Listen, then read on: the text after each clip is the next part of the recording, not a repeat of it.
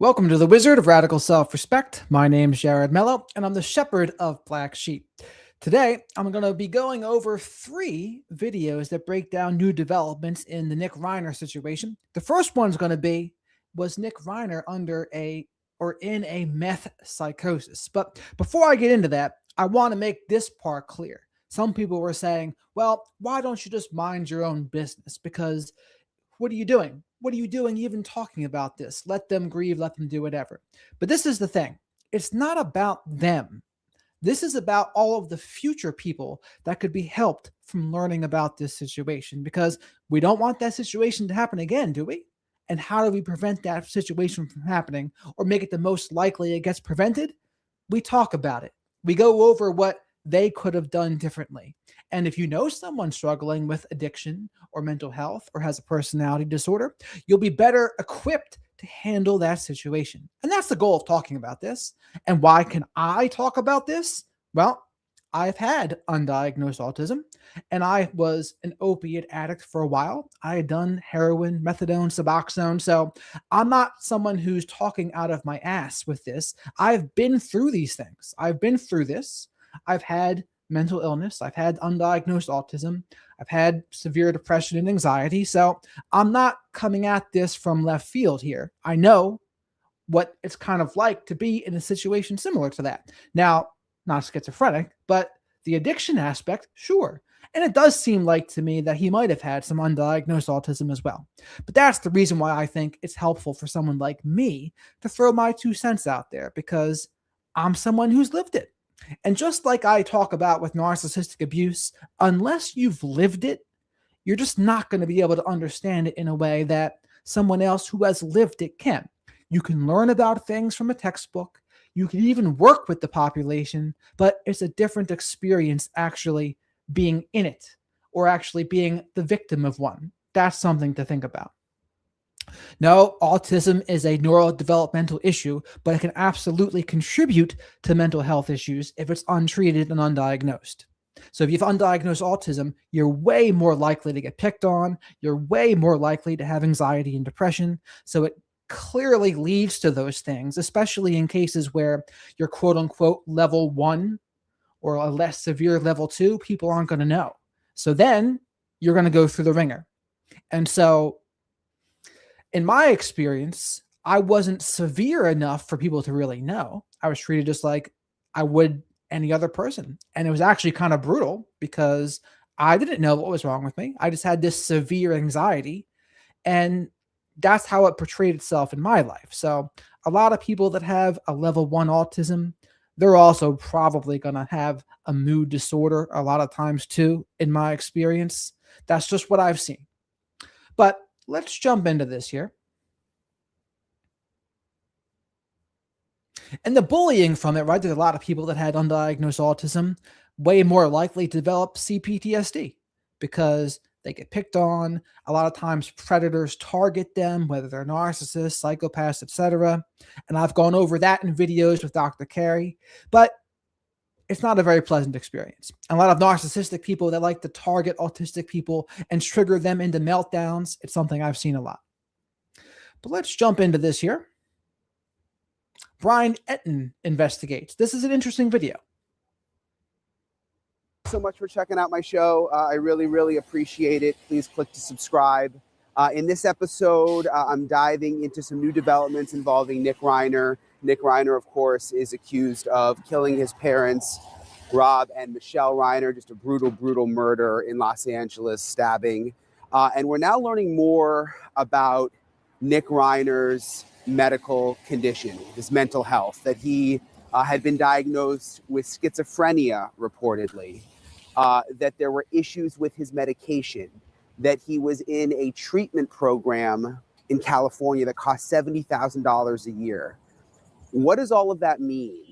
And this is what George was mentioning in the chat the other day. $70,000 is a boatload of money. And it's like, what's the difference between a $10,000 facility and a $70,000 facility? I don't know. But I'd have a hard time paying that much.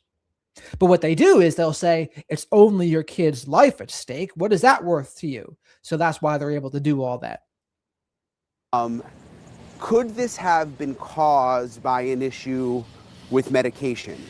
I'm going to get into all of it. I've got an amazing guest in this episode coming up on Brian Enton Investigates. Hey guys, all right, so let me give you all the latest information when it comes to Nick Reiner. Also, in a minute, I am going to talk extensively with Dr. Drew, who is really an expert on all of this. And we're going to talk about not only schizophrenia, but should the doctors be held responsible? I mean, what was going on behind the scenes at this treatment facility, the medications, all of that. So all of that's coming up in a second. But let me first get to the headlines here. According to TMZ, Nick Reiner was diagnosed with schizophrenia.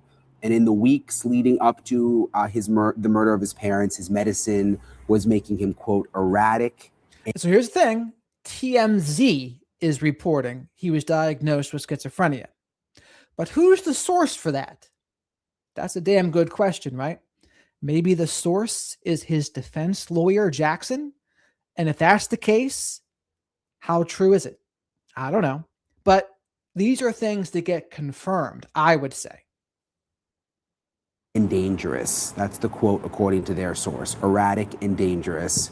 TMZ says they have two sources: that Nick was under the care of a doctor for mental illness, and that before the murders, his behavior had become, quote, alarming. So two sources say he was under the care of a doctor for mental illness. But notice they didn't say what mental illness. TMZ reports that Nick was receiving care at an LA rehab facility that specialized in mental illness, and that this facility cost roughly $70,000 a month. So very, very expensive. Apparently it's the kind of place that like rich, famous, powerful people go or send their kids. 3 or 4 weeks before the murders, doctors changed his meds and he became even more erratic, according to their sources. And they were reportedly trying to stabilize him on the meds, but there were clearly issues happening. There's also... And changing meds and stopping meds are one of the most unpredictable times. They're a dangerous time where if someone's mental health is a little iffy, those are times to look out for. There has to be some sort of mood stabilization there, I would say, somehow, some way. A source that says that once the medicine was changed, that Nick was, quote, out of his head. That's the quote they used, out of his head, that his substance abuse was getting worse. And so he was using still. That's another big one too. And again, you want to know who this information's coming from. Who said he was out of his head? Was it his doctor or was it his lawyer? Because if it's his lawyer, it could be very purposefully put out there for his defense. And they are also reporting that he is in a fog behind bars. He's, of course, behind bars right now, charged with 2 counts of first-degree murder in Los Angeles, and that he is, quote, in a fog. And remember, when we saw him at the first court appearance, it wasn't on camera, but he was in a full anti-suicide smock. They say that he was described as calm and cognizant and dazed, and that he is not processing what happened from behind bars. Also, new reporting when it comes to the Conan O'Brien party. Remember that Nick was at the Conan O'Brien Christmas party with his parents the night before the murders. There are people there who came forward and said that they saw him having an argument with his dad. And now there's new reporting on that. This is from the Daily Mail. They're reporting that the argument got so bad and loud that there was one person at the party that wanted to call the police and report it, and that guests worried that Nick needed to be placed on a psychiatric hold due to his behavior. So these are guests who were at the party. And there's one guest that the Daily Mail quotes and says, when the SHIT was hitting the fan, somebody said, "We need to call the police." The conversation was about getting this kid put into a mental health hold. So again, were they saying that at the time at Conan O'Brien's party, or are they just saying it now that everything's unfolded the way it was? Because, hey, if they said that at the time at Conan O'Brien's party, that was a great suggestion. That might have prevented this whole thing. But the very fact that Conan was like, no, don't call the cops. Maybe he didn't want to embarrass Rob. Maybe he didn't want his party interrupted. But whatever it was, a fatal decision by Conan O'Brien there. So the accounts from the Conan O'Brien party are sort of coming more into focus now. I'm joined now by Dr. Drew Pinsky. I really appreciate you talking with me, Dr. Drew. I've been a big fan of yours for a long time, so it's a cool moment. Cool moment. Happy to be here. Happy to be here. But I wanted to talk to you about these latest reports that Nick Reiner is schizophrenic, and how that may play into what we saw or what he allegedly did and what unfolded with his parents. What was your reaction to hearing that? It's actually a more complex landscape than you might imagine. Over 50% of people with addiction will be diagnosed with serious mental illness, probably most commonly psychotic illness and mood disorders. They're very common in addiction. I would absolutely agree with that.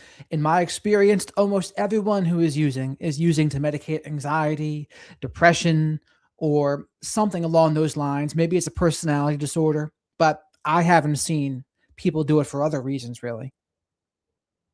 Now, how much was pre-existing prior to the addiction? How much was caused by the addiction? How much is actually just part of the drugs or the drug withdrawal? It is extremely difficult to tell until someone has been sober for quite some time. Now, in the meantime, you're stuck with someone with a ton of psychiatric symptomatology, and you have to treat that. It gets dangerous if you don't treat it. Exactly right. So again, the symptoms of an addiction, an active drug use, can mimic many mental health conditions, whether it's bipolar or schizophrenia, etc. And so what comes first, chicken or the egg?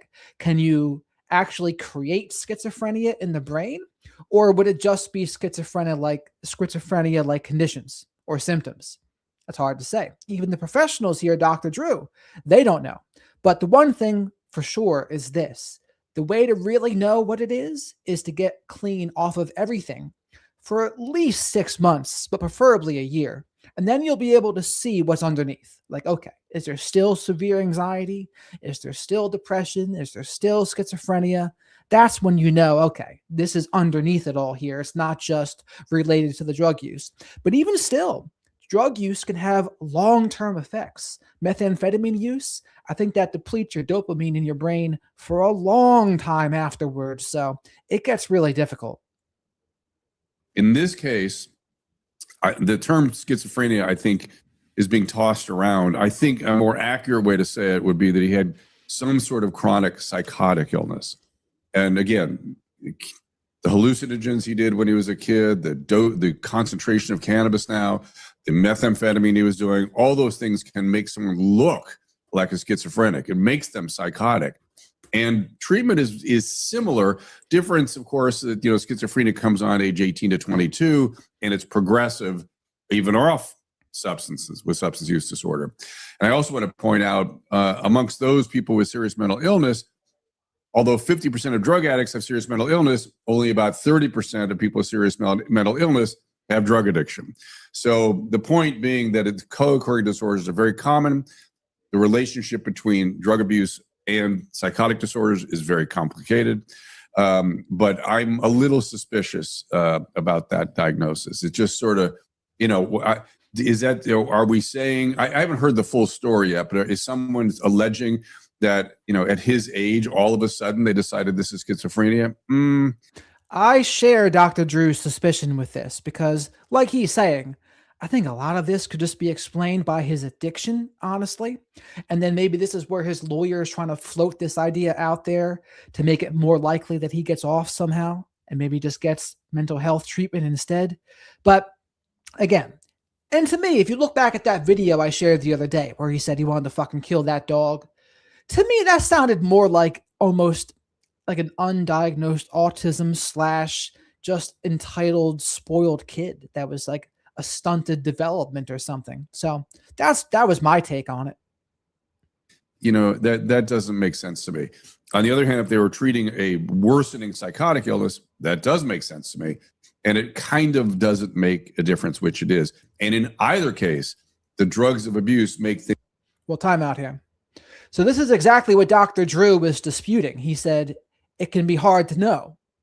Was it just drug use creating schizophrenia-like symptoms, or is it truly schizophrenia? Or can you drug induce yourself into schizophrenia? I don't think they know the answer to that truly. I think they're still not sure.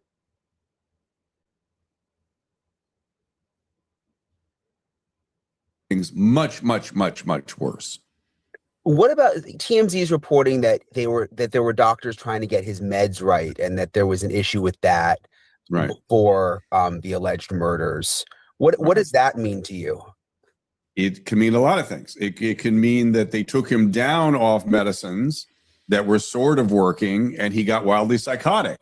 And then they tried to bring back a new, I don't know what they were treating him with, a new combination, and they couldn't do it fast enough, or it was having some sort of adverse effect.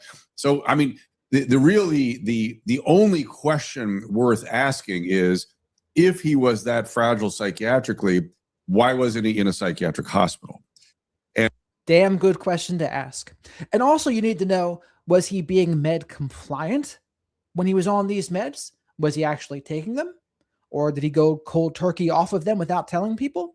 Was he also using methamphetamine at the time? Because meth plus schizophrenia medication, or whatever it was, not a good combination in any way. And it's going to negate the impact of any medicines as well if you're also taking meth on top of it. So, but how can we know now? I guess the only way to know would be to look at a toxicology report so you see what's in his system. And part of that is the mess of psychiatric care in California.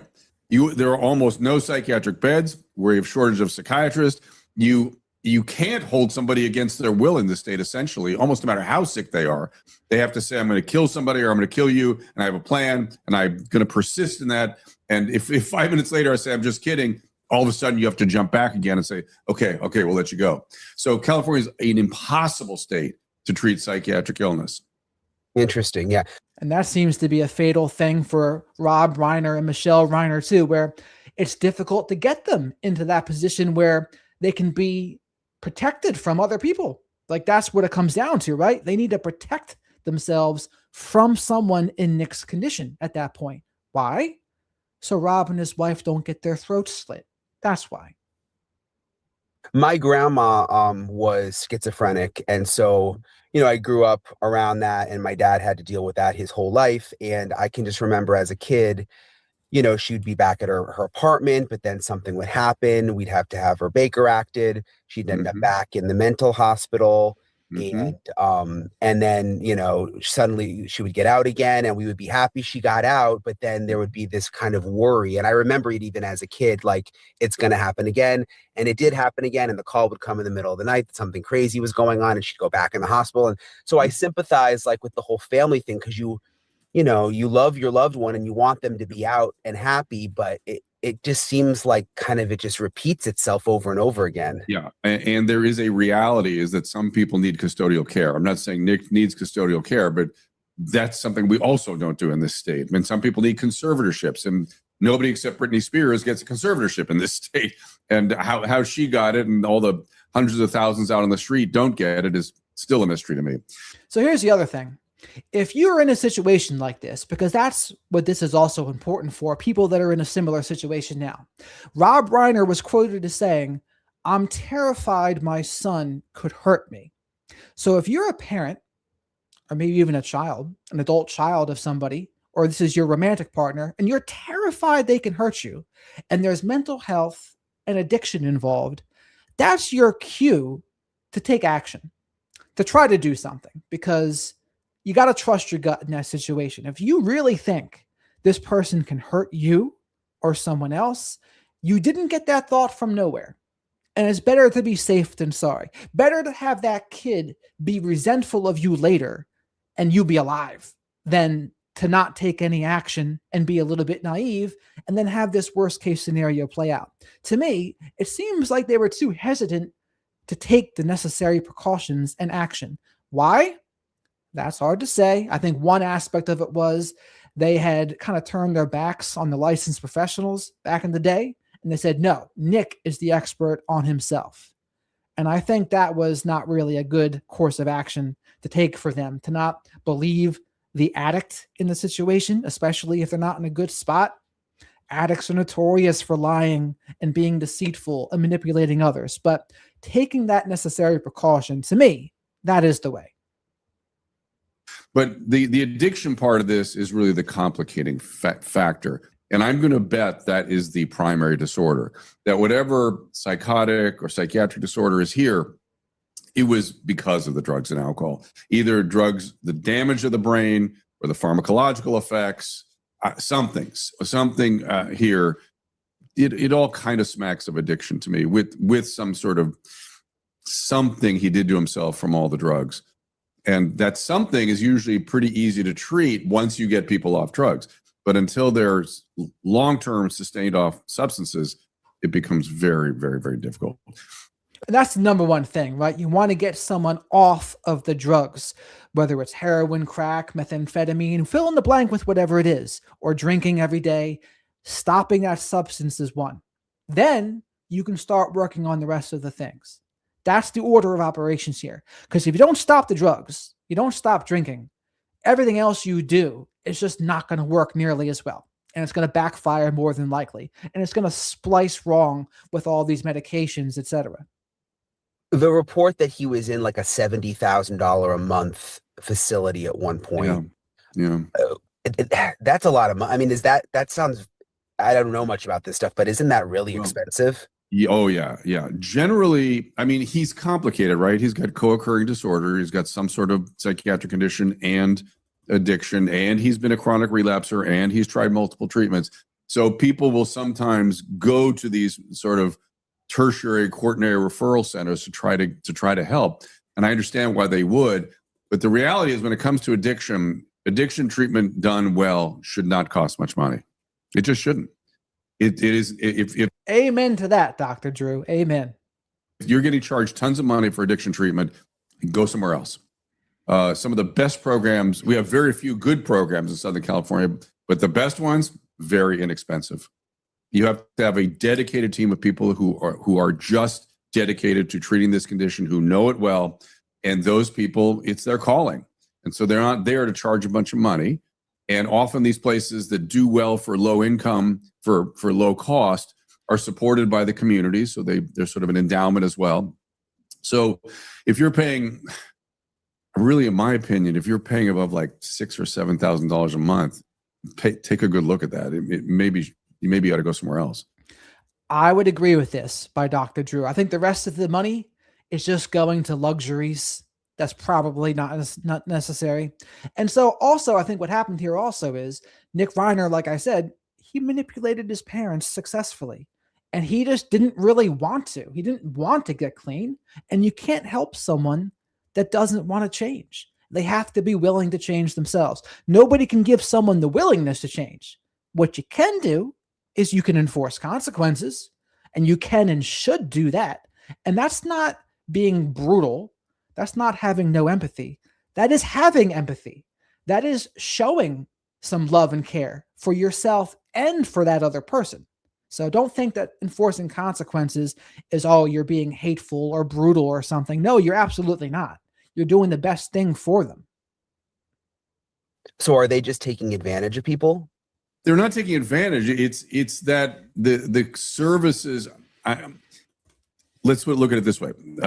Now, Nick is a little bit of a different case because he's been through so many treatments and whatnot. And I can imagine, as parents, you want to go, I'm going to send him to the best place. I'm going to send him where the doctors are expensive, the workups are expensive, the care is expensive, the environment is expensive, the staff is deep, and there's lots of people there employed. So it's not they're ripping people off. It's just, does it make a difference in the outcome? And generally speaking, it does not. If you're spending a lot of money, the outcome is not necessarily better. How does it go from someone dealing with mental illness and abuse issues and whatever Nick was going through to, and it sounds like he had some outbursts and stuff, but to like literally like slicing your parents, like it seems so different. Well, it's not. When I heard about it, I said, this has got to be methamphetamine, because methamphetamine causes people to be violent, causes them to pick up sharp objects. You see, are you in Los Angeles very often? Sometimes, yeah. I live in Florida, but sometimes. All right. Well, the guys running around our streets with machetes, that's methamphetamine. They all are meth. So it's not at all unusual. for somebody on meth to become violent and to pick up a sharp object.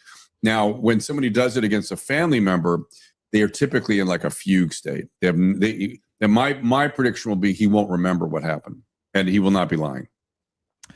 That part I'm not sure about, but I think the methamphetamine part tracks. Methamphetamine tracks. Not remembering? Maybe. I mean, I've done meth once. So I can't really know not remembering because of it. Again, if you do enough of it, who knows? You can go into all sorts of crazy mental conditions, but the meth part tracks to me. And that would not be an excuse either, though, by the way. Methamphetamine is not an excuse for murder. That would be, no, you don't get a mental hospital. You just suffer the consequences like anyone else would that did such a thing on drugs or alcohol. And whether that fugue was related to his psychotic illness or meth or both, it kind of doesn't matter.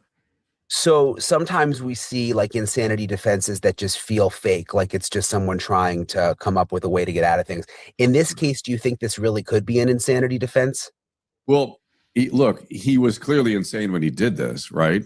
But the question is in the court. I mean, what is your definition of clearly insane?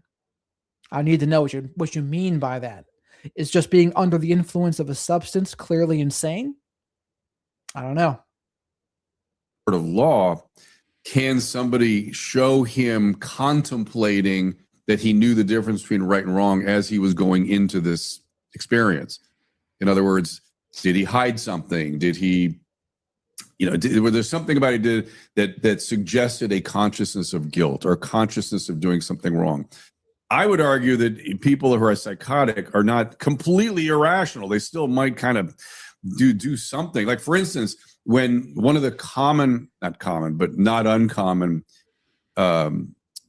ways in which schizophrenics become violent, they will try to protect their family against some delusion they imagine is going to get the family. So that's exactly right. My friend who was schizophrenic, he thought the devil was out to get him, right? And he told me there was this guy that we both knew. He said, this guy is possessed by the devil. He said he fell under the ice when he was 9 years old, and then his spirit died, and the devil came in there instead.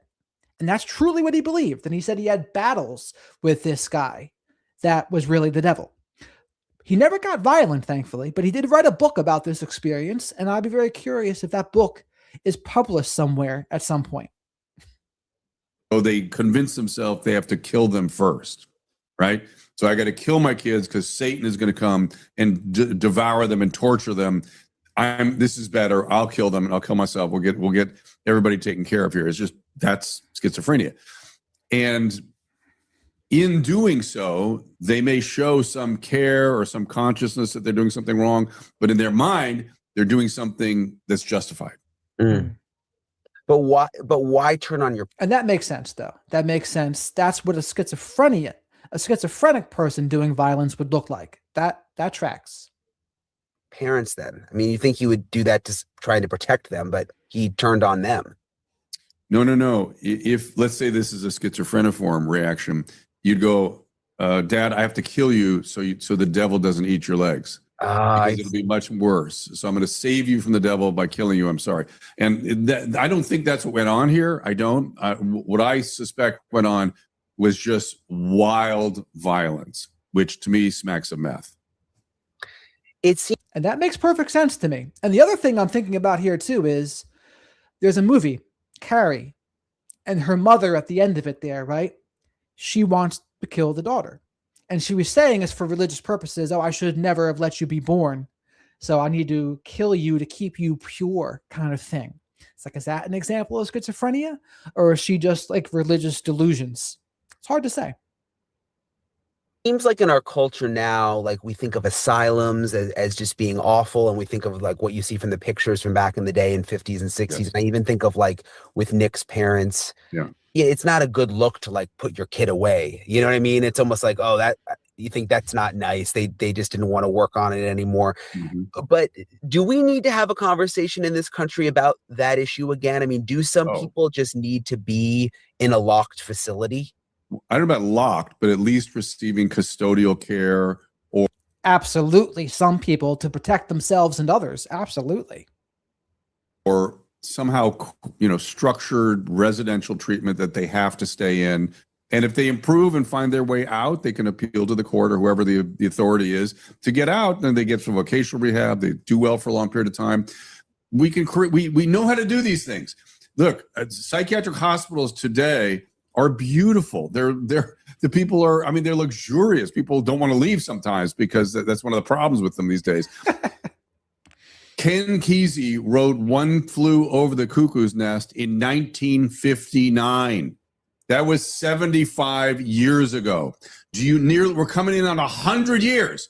Do people not think that psychiatric care has changed in 75 years?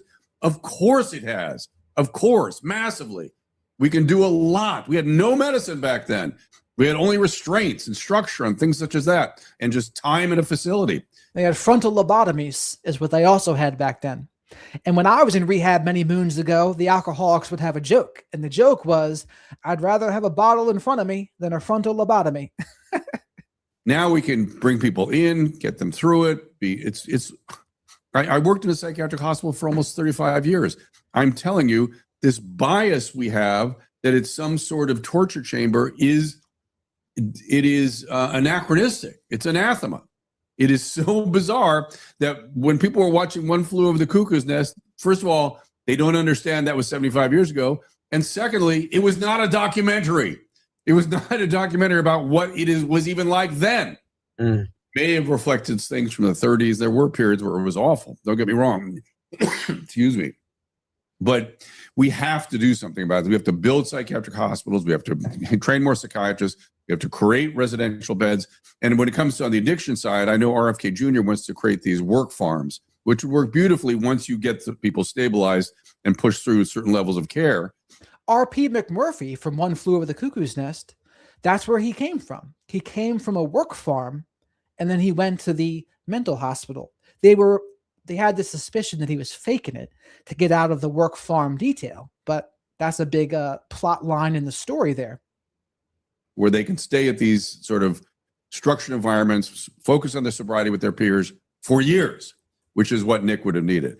So in Nick's case, the schizophrenia aside, just from the standpoint of his addiction, if he were breaking the law, he should have gone to jail. And if he had gone to jail, it might have gotten through his denial and he might have gotten well. And let's say he spent 2 years in jail, he's going to be spending a lot more time in jail now, right? So if you have a loved one that is doing these things, bring consequences to bear. It can Amen.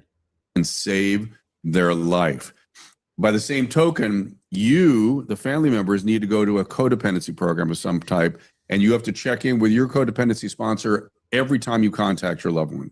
And this is the correct usage of the word codependency.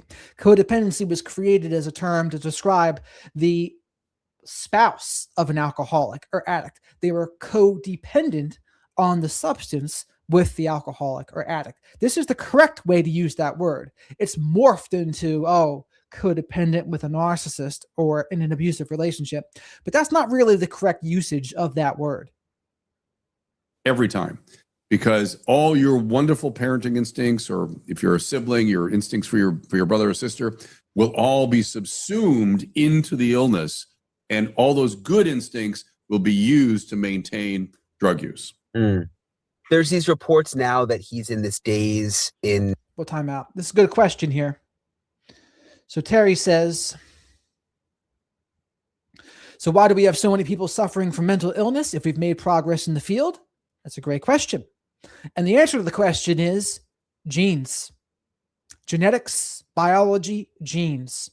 The majority of how we turn out is in the genes. It's why they have an expression, parenting is important, but it doesn't make much of a difference. That's what Dr. Robert Plomin, the geneticist, said. And it's because how we turn out, a large part of it is innate.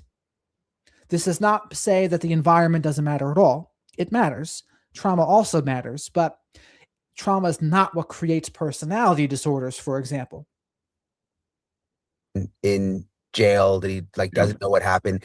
Is that just the defense putting that out to set up a, insane plea or whatever? Or is that is that really what you would expect it would be like for Sam as he's coming out?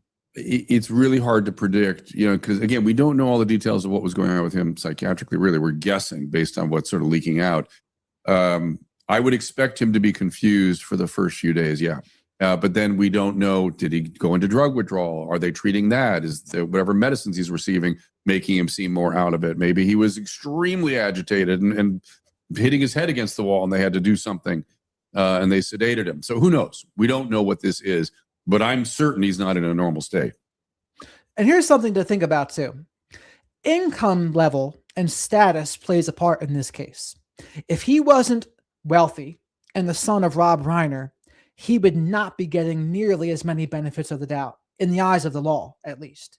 If it's a poor person, they're not going to look into this stuff really at all. You're going to get the justice that you can afford at that point. You're going to get a public defender, and they're not going to do much. But Nick Reiner has Alan Jackson, and Alan Jackson is going to give him the best defense that money can buy. So he's going to have a much better chance of getting a good outcome than someone who is poor. That's just the way it is. And that makes you mad? It probably should. That's why they say, if you're not angry, you're not paying attention. And just lastly, my friend today and I were talking about this, and she brought up, she's like, sometimes she thinks, evil versus sick. Like, are people just evil, or is this kid sick? He is sick. And in the disease of addiction and in psychotic illnesses, they can do things that appear evil, that are not in them, but they're part of the brain dysfunction. And so people with addiction do horrible things. And believe me, even when they're doing it, when they're in their disease, they feel guilt and shame. But when they try to get better, the guilt and shame is overwhelming. It's one of the things that I don't agree with this. I do not agree with this. This is not taking into account personality disorders. If there's psychopathy, impaired empathy, no empathy, they don't all feel that guilt and shame. That's to me a myth. And also to note, looking back at that video that he made 10 years ago when he said he wanted to kill that fucking dog, that didn't seem like the kind of person that's going to feel all sorts of guilt and shame all of a sudden that he said that. To me, I get what was going on with that. That seems more like a troubled person, regardless of any addiction. And to say he's only acting that way because of the addiction, I don't necessarily think so. I think he had a couple things going wrong there, and some of it could be a character issue.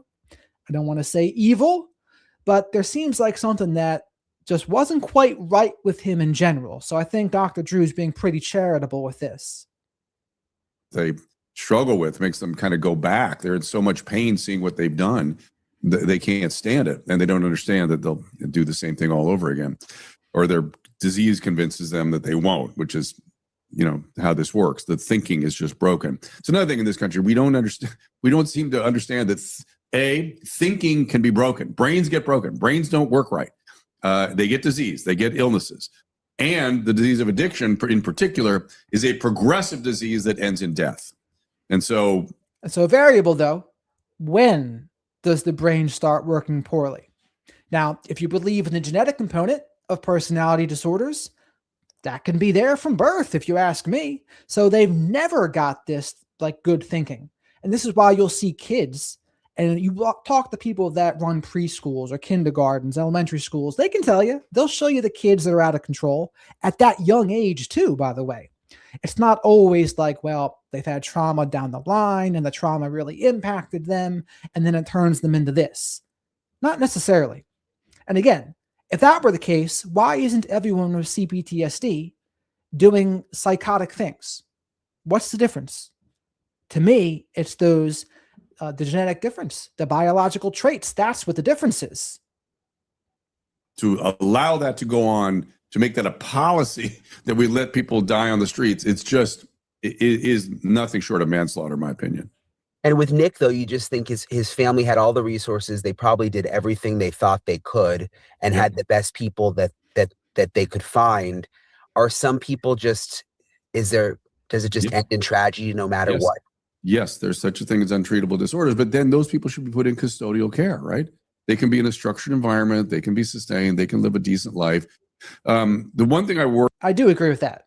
If there's an untreatable thing, custodial care for their own benefit and everyone else's benefit. worry about. I already mentioned the codependency 12-step program. I've treated many families, not unlike the Reiners, and they come to me and say, I will do anything. I will do anything. Just tell me what to do. I will do it. I say, you'll do anything? Absolutely anything? Okay, I'm going to tell you do one thing. Unless you do this one thing, you're going to continue to be part of the problem and the demise of your loved one. If you do this thing I'm telling you to do, you'll be part of the solution. I need you to go to a 12-step or Al-Anon meeting, some sort of codependency meeting every day, get a sponsor there, and have regular contact with that sponsor. And they will look at me and go, well, I'm not sick, so what do you want me to do? What should I do? Or what do we do with him? Like, I'm not saying lose weight and check your fat intake. I'm saying do this thing. It's a treatment, and it's free, and it's available 24/7 by Zoom now. Do it, and it will be helpful, because you cannot manage this illness alone. Even I, with all my... And I totally agree with this too. What he's basically saying is you can't change them. You can't give them the willingness. And I always talk about the 5 elements of change. You got to be able to have the humility to accept you have a problem, be honest about what that problem is, have the willingness to change, and then be able to put in the footwork to change, and then be resilient when it gets tough. Those are the 5 things you need to do to change anything. And you can't give that to somebody else. But what you can do is work on your reactions to it. You can work on how you communicate with that person. And that's what the 12-step program would be for. You learn what's on your side of the street and what's on their side of the street. And you also get support. You have someone to talk to that understands exactly what you're going through. And again, it's free, like Dr. Drew said here. Experience. I always have a nurse with me, and I find myself getting sucked into it sometimes. I have family members that have this condition, so I've done codependency work. So you just have to do it. And it's kind of uncanny when you do the work, how much you realize you're in it. So even you get sucked into it sometimes. Yes, even with because not being a good parent, fund of knowledge, none of that makes difference. It doesn't. It's an uncanny, it's a relational condition. It brings you in. I always tell people, do you ever see The Little Shop of Horror? Yeah.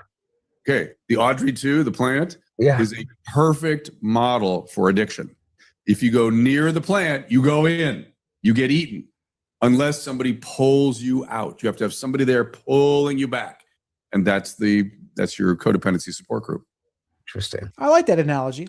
I mean, in Alcoholics Anonymous, they say the disease of alcoholism, cunning, baffling, powerful. Makes sense.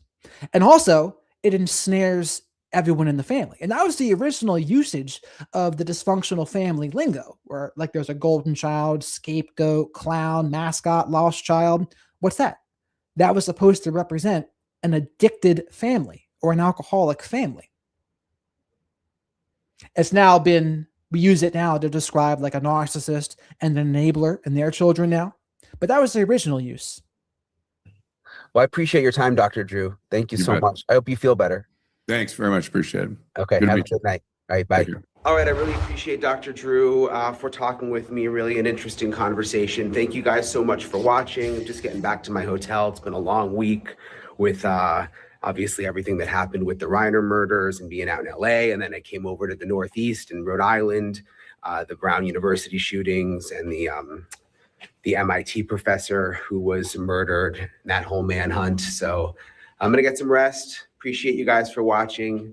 I'll talk to you guys later. Brian Etten, check him out. Seems like a good dude. But now we're going to go over a Dr. Joseph video. Someone recommended that I interview him at some point, which I will try to do. I'm Dr. Joseph Witt-Doering, a board-certified psychiatrist, a drug safety expert who used to work at the FDA, and I'm going to be reacting to a video that suggests that Nick Reiner, who recently killed his 2 parents, including the famed Hollywood director Rob Reiner, was actually... And so to reiterate, though, about Dr. Drew, I agreed with most of what he said. I just didn't agree with the guilt and shame part. And it seems like he was given a little bit of a generous take with the addiction and like, are they really aware of what they're doing? He said they might forget. I don't know about that, but a lot of the other suggestions I liked. Driven to do this because of psychiatric medications. So let's jump in and have a look. Based on the information we now have, Nick Reiner is not going to plead guilty to these murders. He is going to plead not guilty by reason of insanity, and here's why. we have learned that Nick Reiner was diagnosed with schizophrenia, and he was under the care of a psychiatrist and receiving meds. His behavior in the month before the murders, and this is a quote from sources with direct knowledge, was erratic and dangerous. He went to an LA rehab facility in the time before the murders. So the first thing I'll say about this is I'm not really buying a diagnosis of schizophrenia in a 32-year-old male. Typically, this emerges much earlier. That's exactly what Dr. Drew said. So, and I agree. I agree that those things would have been found earlier for the very most part, especially considering how many treatment facilities he went to. And you would think he went to the best treatment facilities money can buy. To me personally, I thought he might have been undiagnosed on the spectrum. That's kind of the vibe I got. But an addiction, absolutely addiction as well. Late teens, early 20s, and especially in a young man who has a long history of drug abuse. And so as it goes on, his behavior becomes very erratic, and it made me question whether some of this could be due to a medication he's on. So let's keep on listening.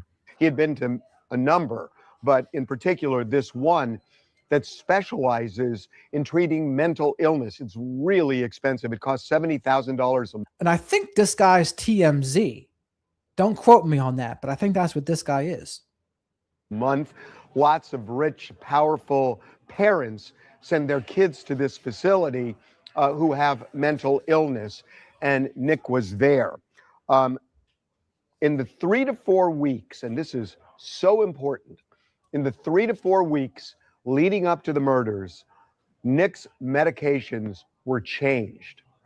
And they were changed because he was exhibiting more and more erratic and dangerous behavior.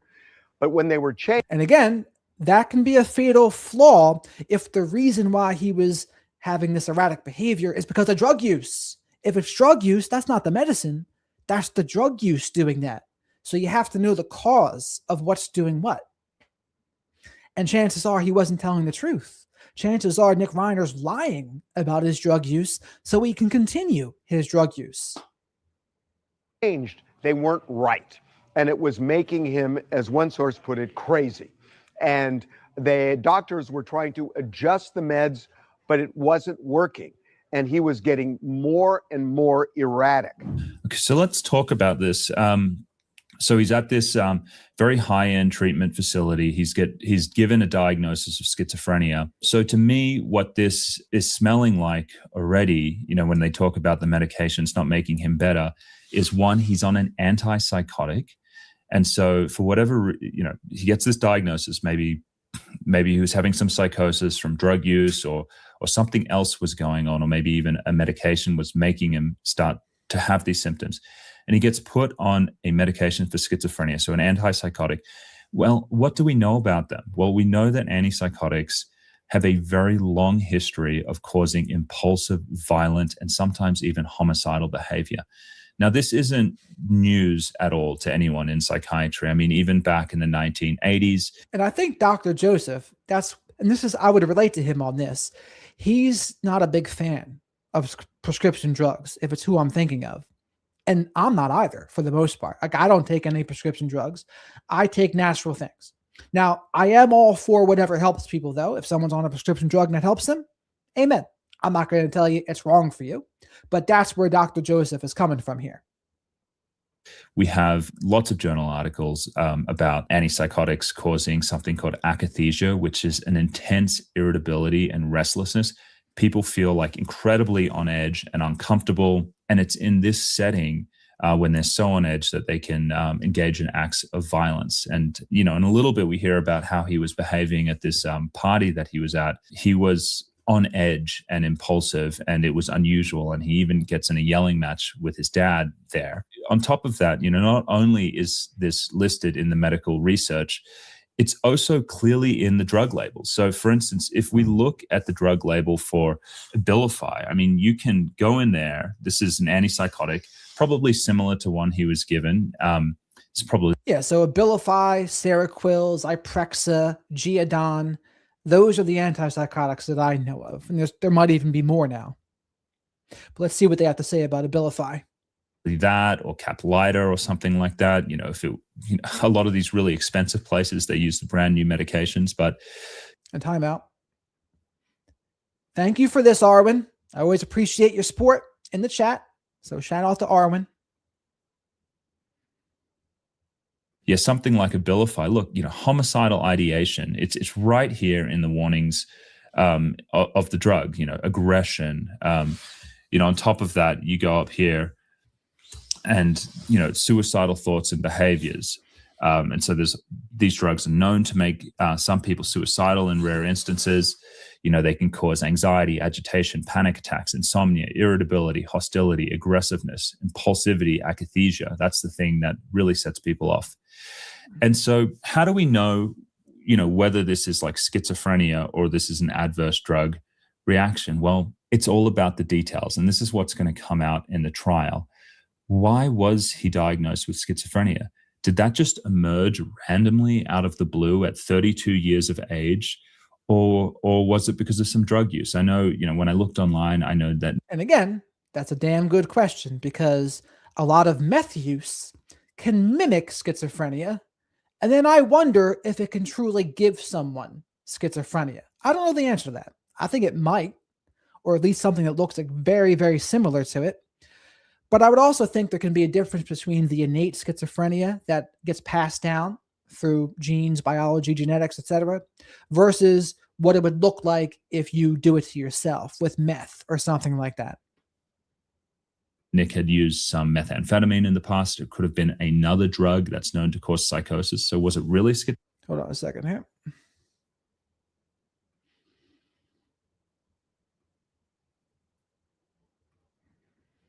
Thank you very much for this and the drug war today. What if it's not drugs, but demonic possession, and that if that's not diagnosed, it will keep happening? Well, here's my thoughts on that. I think, in a way, addiction is like similar to being possessed by an entity. So it can be alcoholism, but I think all of the addictions can kind of be like a possession in a way, whether it's sex, porn, gambling, fill in the blank.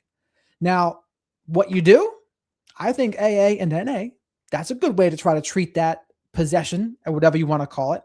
They'll call it the disease of addiction, but I think it would help because it treats it. The spiritual part treats, if you want to consider it demonic, it treats the demonic element with the spirituality, I think. It's not like an exorcism per se, but that's what I would think. Schizophrenia, or was this a drug-induced issue? And then you need to look at whether he has a history of violence. What is his baseline behavior like? I would imagine all families have difficulties, but he probably didn't have a history of violence against his parents. And also to note, I do agree with ending the drug war. I don't think that's helping anyone. Maybe it's a strained relationship. Maybe it's a very loving relationship. Clearly, they loved him a lot to put him in that hospital, to invite him to that Christmas party with them, with their friends. It sounds like that relationship was still intact. And so they have to look at what happened in that 4 months leading up to it, because this is going to be key for his defense, and also, not just the defense, but for the family to understand what had happened. Did these changes in behavior, were they characteristic of him, or did they emerge closely after starting or changing a whole bunch of medications? Because if they're not characteristic of him, then it's likely that this is drug-induced. Now, from a forensic psychiatric perspective, what they're going to end up doing is they're going to talk to his sister, they're going to talk to people who knew him, and they're going to say, hey, what was Nick like? Okay, in general, well, yeah, he was on and off drugs, but generally he was okay. But then he went to this facility, he was diagnosed with schizophrenia. And again, that's how they're going to frame it more than likely. But I keep on going back to that video from 9 years ago when he said he wanted to kill that fucking dog. It seems like he had that kind of temperament then as well. So that's something that my mind keeps on going back to. They put him on all these antipsychotics and antidepressants, and then something changed. The look in his eyes changed. The impulsivity changed. He was hot-headed. That was really new. That was really different. They're also going to talk to his doctors.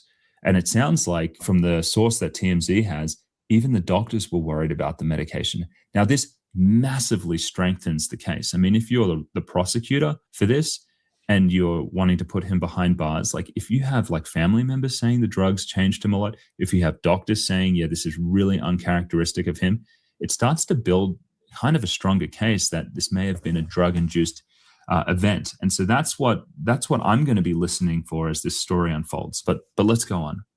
In addition to that, Nick was abusing substances, and we're told the substance abuse worsened the schizophrenia.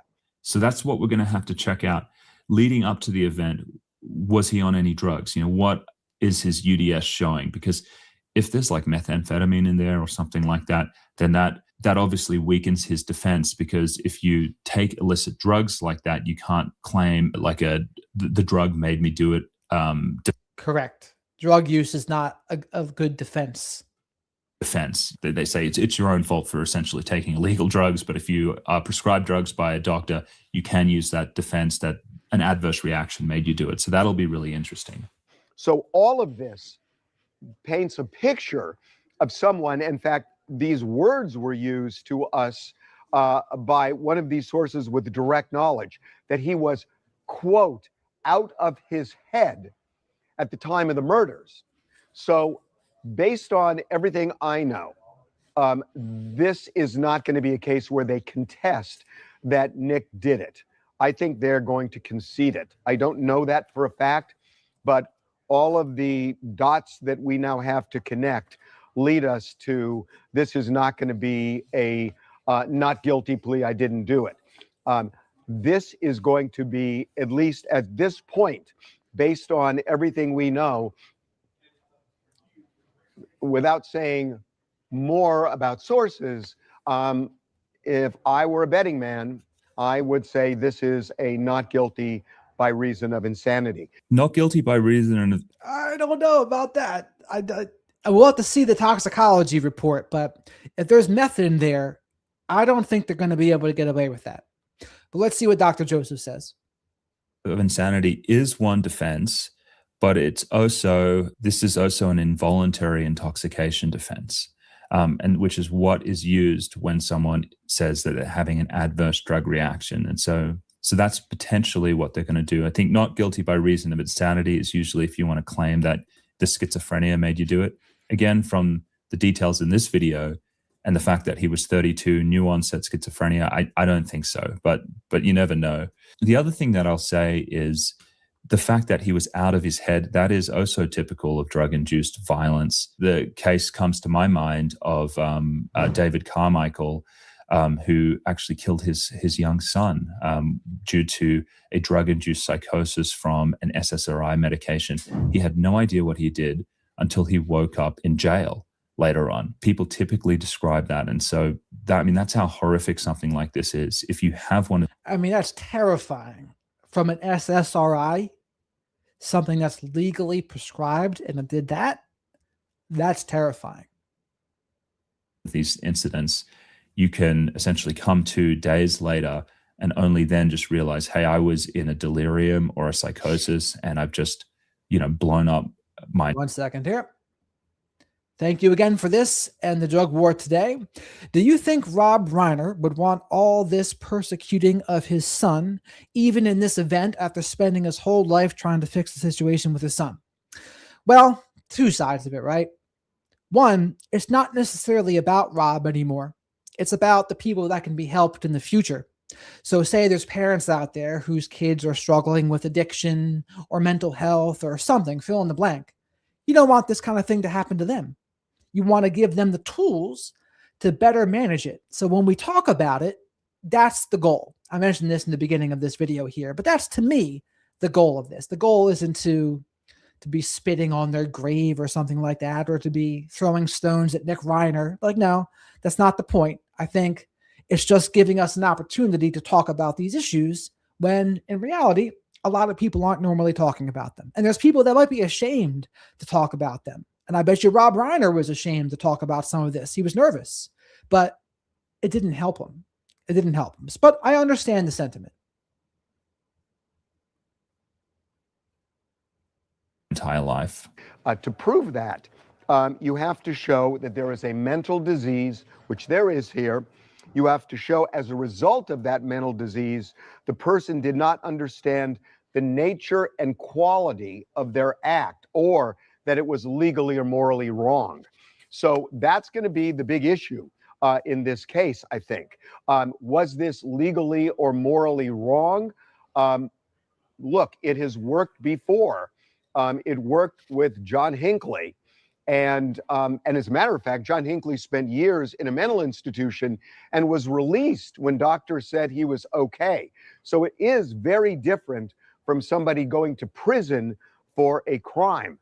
Nick, I don't believe, is going to dispute this. I mean, everything we're seeing, I don't think that's going to happen. Yeah, I mean, this was clear cut. I mean, you Yeah, he did it. It's just a matter of what the defense is going to be. can see it in other news stories, but they found his apartment where he was, his hotel room where he was staying, and there was just blood everywhere. It's pretty open and shut that he did it, it looks like. But this is feeling like a real case of where he will plead, at least, not guilty by reason of insanity. That doesn't mean that the jury's going to automatically buy it. But I just told you what the elements are.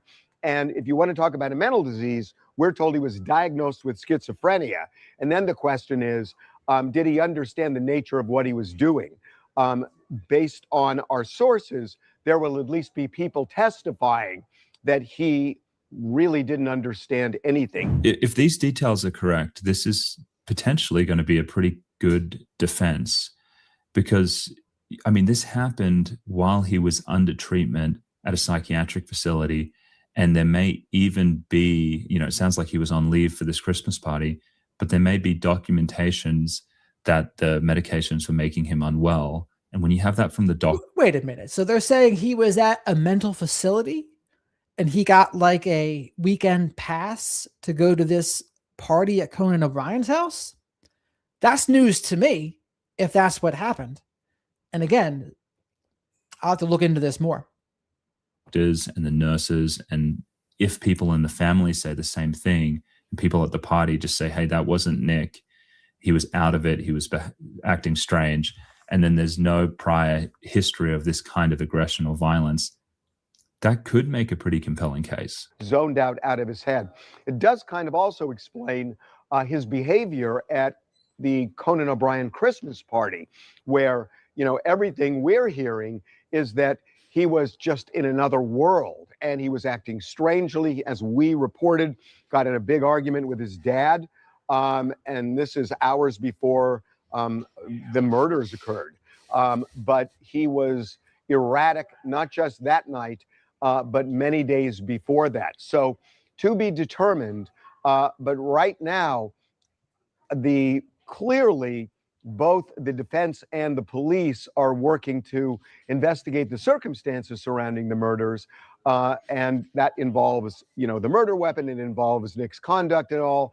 But this increasingly is feeling like a case where the defense will argue not guilty by reason of insanity. Schizophrenia, usually what this looks like is a lot of avoidant behavior. People are kind of blunted, flat, lacking motivation, not very social. Oftentimes they can have prominent hallucinations or delusions.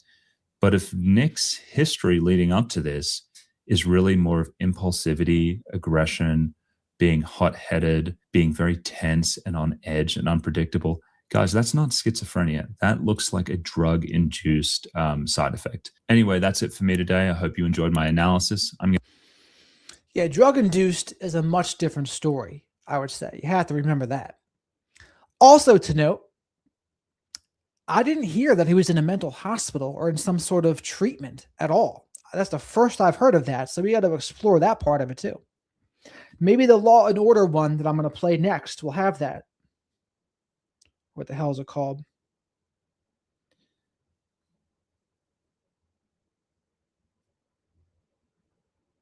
Let's see.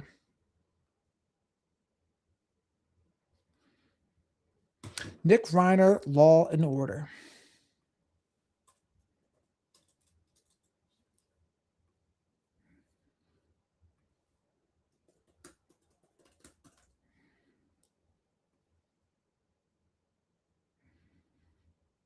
There we go. A lot of negative words surrounding him at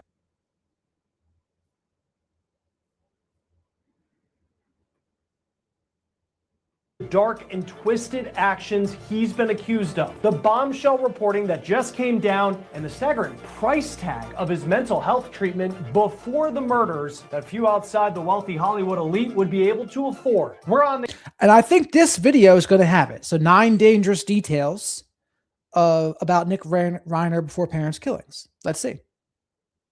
The case presented by Law and Crime. I'm Chris Stewart.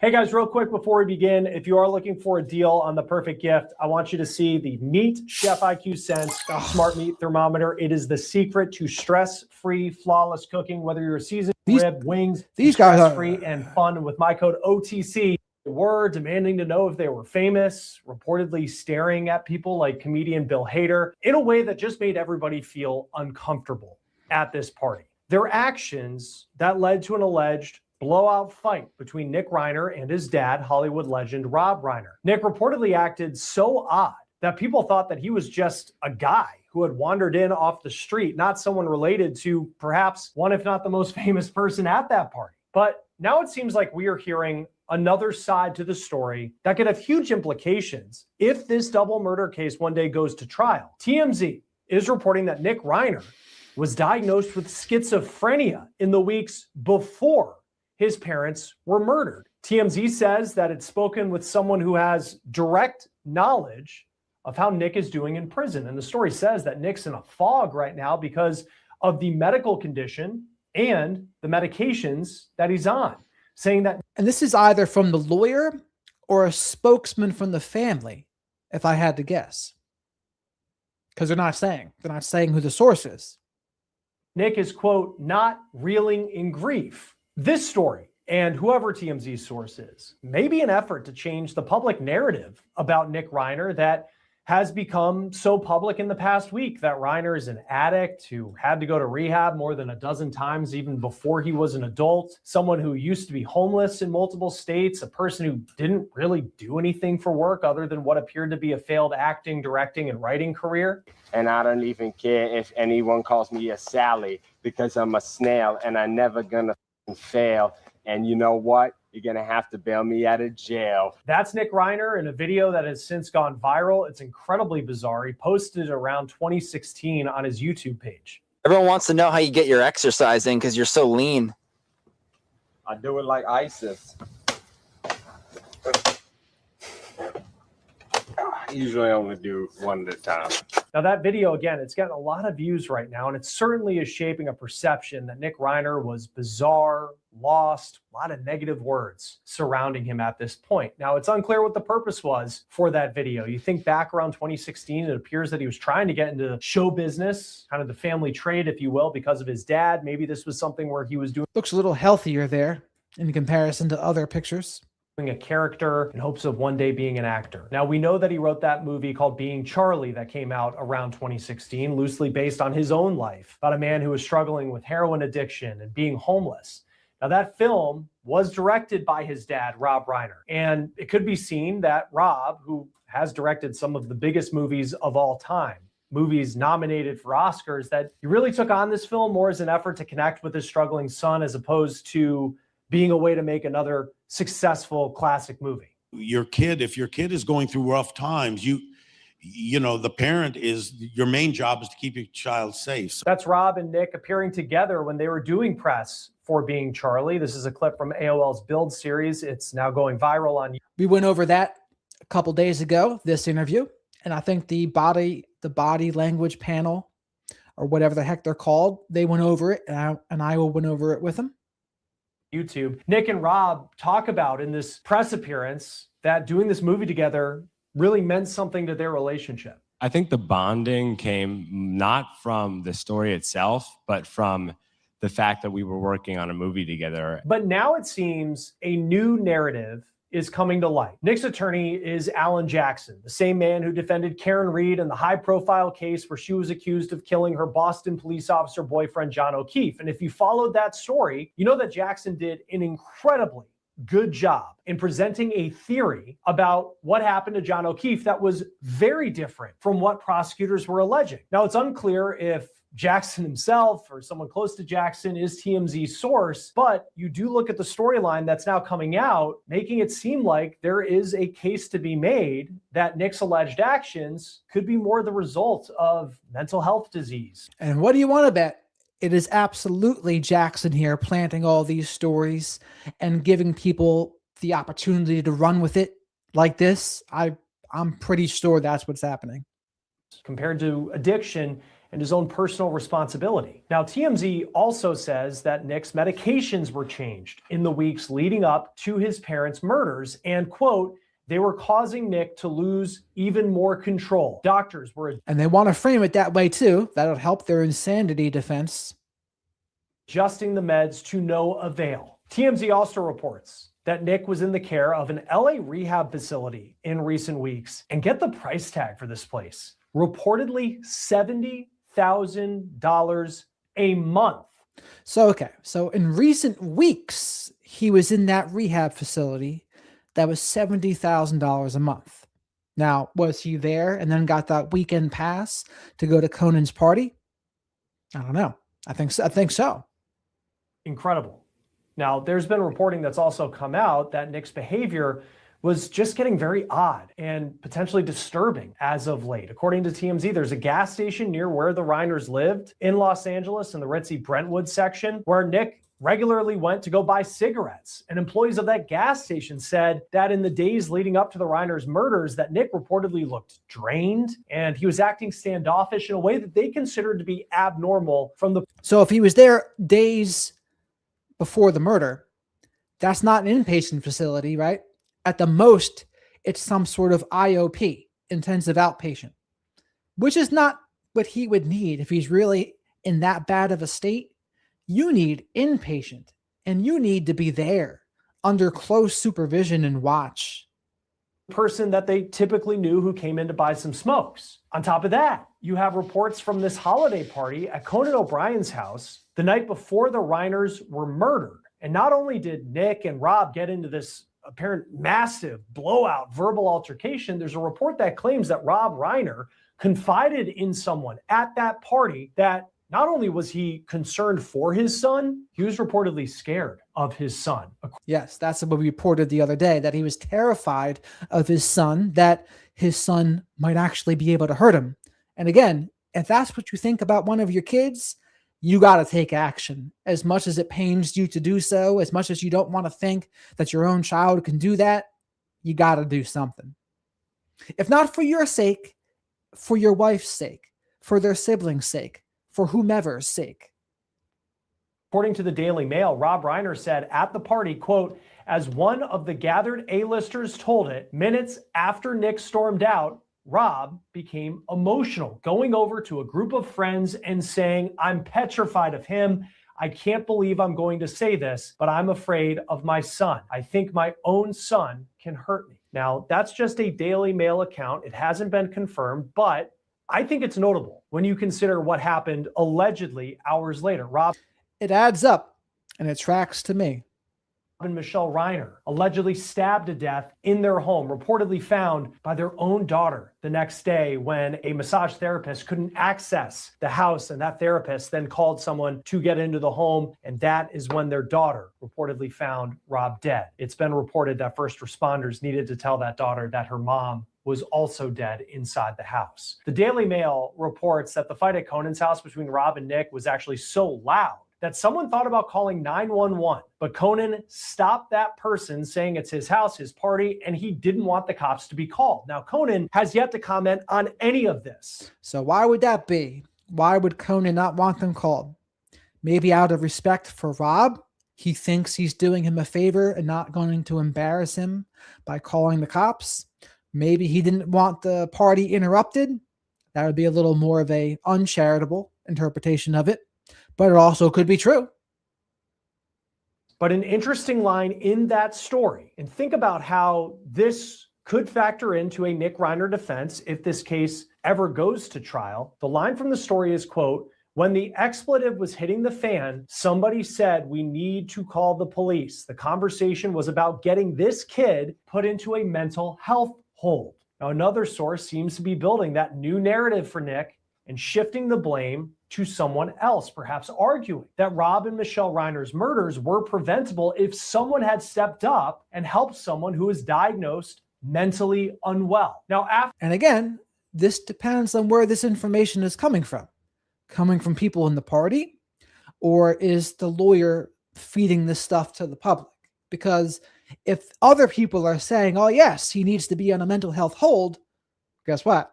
That's another aspect of the defense of not guilty by way of insanity. That's what the lawyer's going to want, right?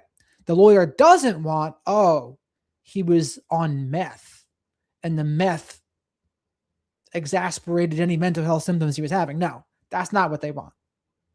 After the alleged murders, Nick reportedly went to a hotel in Santa Monica, which is about 4 miles from his parents' house. And he allegedly checked into the hotel around 4 o'clock in the morning. That's according to a variety of media reports. One of them saying that Nick looked, quote, tweaked out at the time. Now, the room the next day, when the staff went to clean the room after Nick had left, they say that they found blood everywhere in that room. Incredibly disturbing discovery. And another big TMZ report related to that hotel. Think about the evidence that may be very important to the investigation and potentially linking Nick to these murders. According to TMZ, police perhaps searched that room without a warrant, which could raise questions about whether what they found in that room would be admissible in court. We'll have to see how that part plays out. Now, Nick, of course, was arrested by police on Sunday night. It was around 9:30 in the evening. And again, that would just be something to take a look at for technicality purposes, right?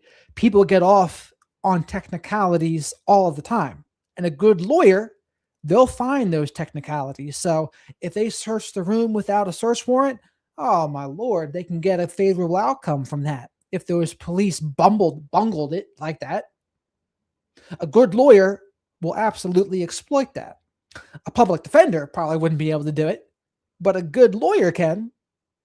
So roughly 6 hours after his parents' bodies were found, and he was found near the campus of the University of Southern California, which is roughly 15 miles from his parents' house. NBC Los Angeles was the first to obtain this video showing Nick at a convenience store buying a sports drink, and then he walks across the street, and then police pull up and take him into custody. Nick has been in custody ever since, and that is where the source tells TMZ that he's been in a daze, to the point that he hasn't even been able to process the deaths of his parents. Now, it appears that Nick's defense may be insanity if he pleads not guilty, and that he didn't understand what he was doing when he allegedly killed his parents. That schizophrenia and prescribed medications given to him by a doctor are more to blame than the personal responsibility when it comes to what allegedly happened to the Reiners. And that's what they're going to want to frame it as, of course. Medications, mental health, definitely not drugs. And certainly, the prosecution may argue that it could potentially be any sort of substances that Nick took the night of the murders, pointing to addiction as more of a reason for the murders. We'll see how all of that potentially could play out. Now, it does appear that there were people, though, who had concerns about Nick long before a schizophrenia diagnosis, that the concerns about who he was went on for years. Fox News spoke to a woman who says that she once worked with Nick on the TV show Family Guy. Nick was an intern. She says that the only reason, though, that Nick got the internship was because of his dad. She described Nick as dark and twisted. Again, this is all this is new. I didn't hear this before, but that tracks. Dark and twisted. Does that sound like someone that was just recently going to get a schizophrenic diagnosis or schizophrenia diagnosis? Or is that more like innately what's going on with him? And again, to say it again, I'm going to kill that fucking dog, like he said before. That sounds like something someone dark and twisted would say, correct?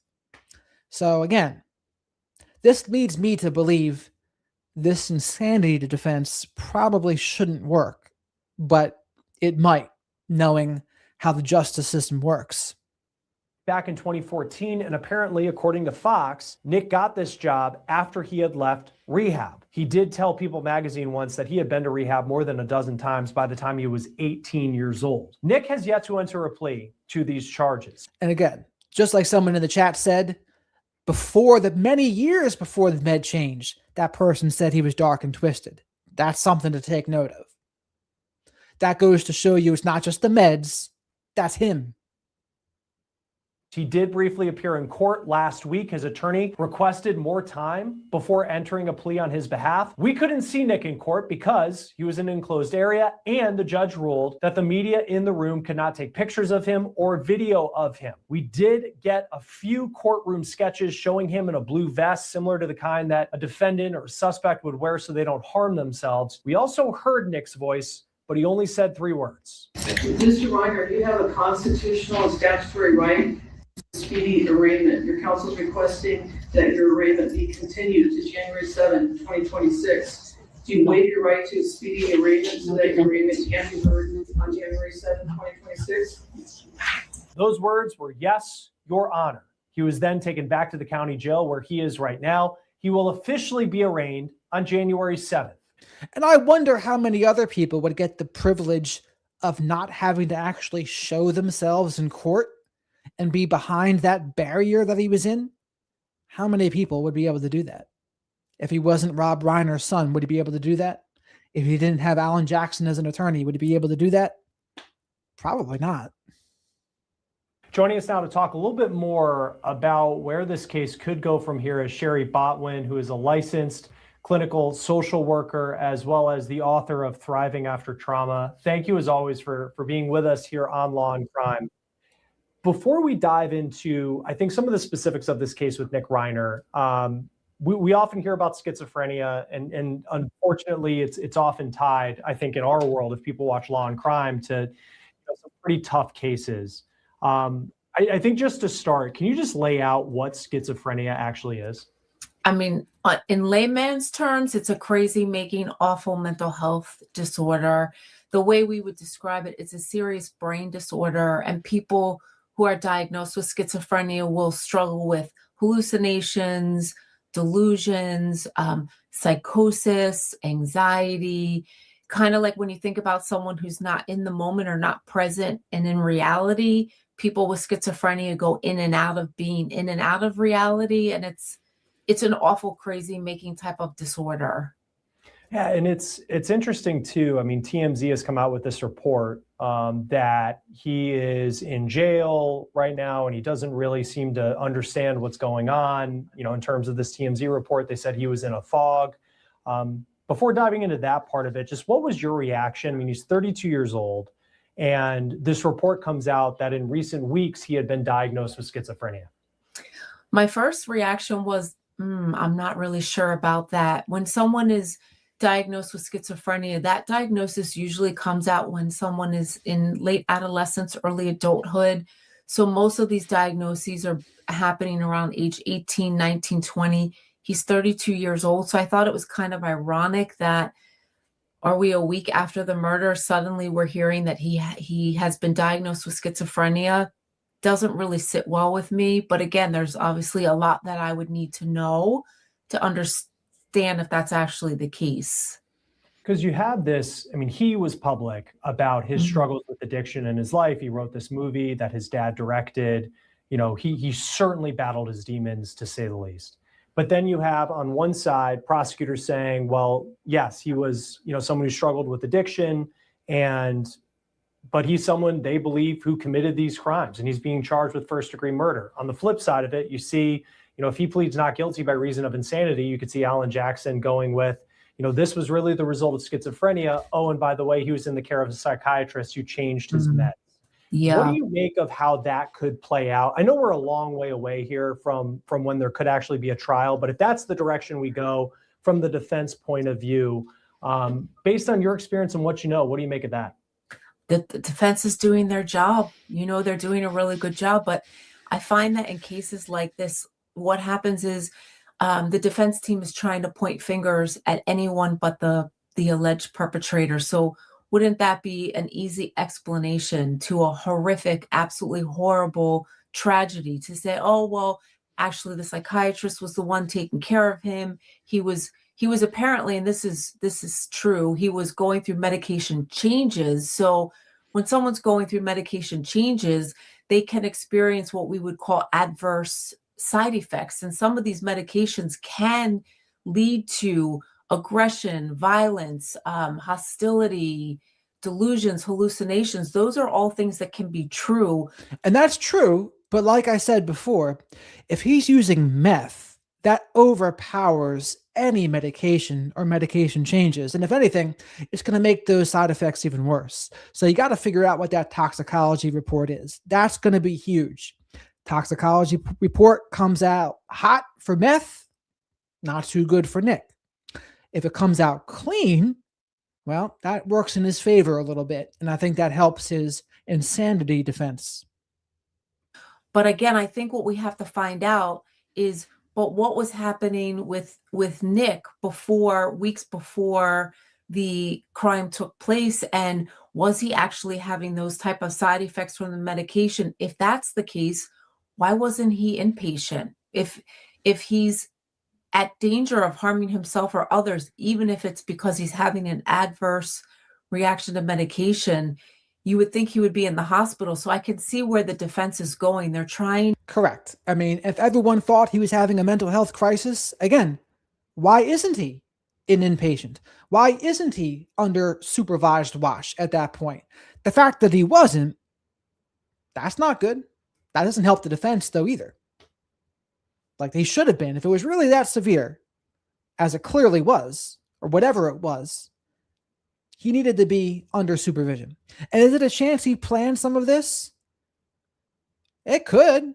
I mean, if Rob Reiner truly said, "I'm petrified of my son," is that something you say about someone that just did something spur of the moment?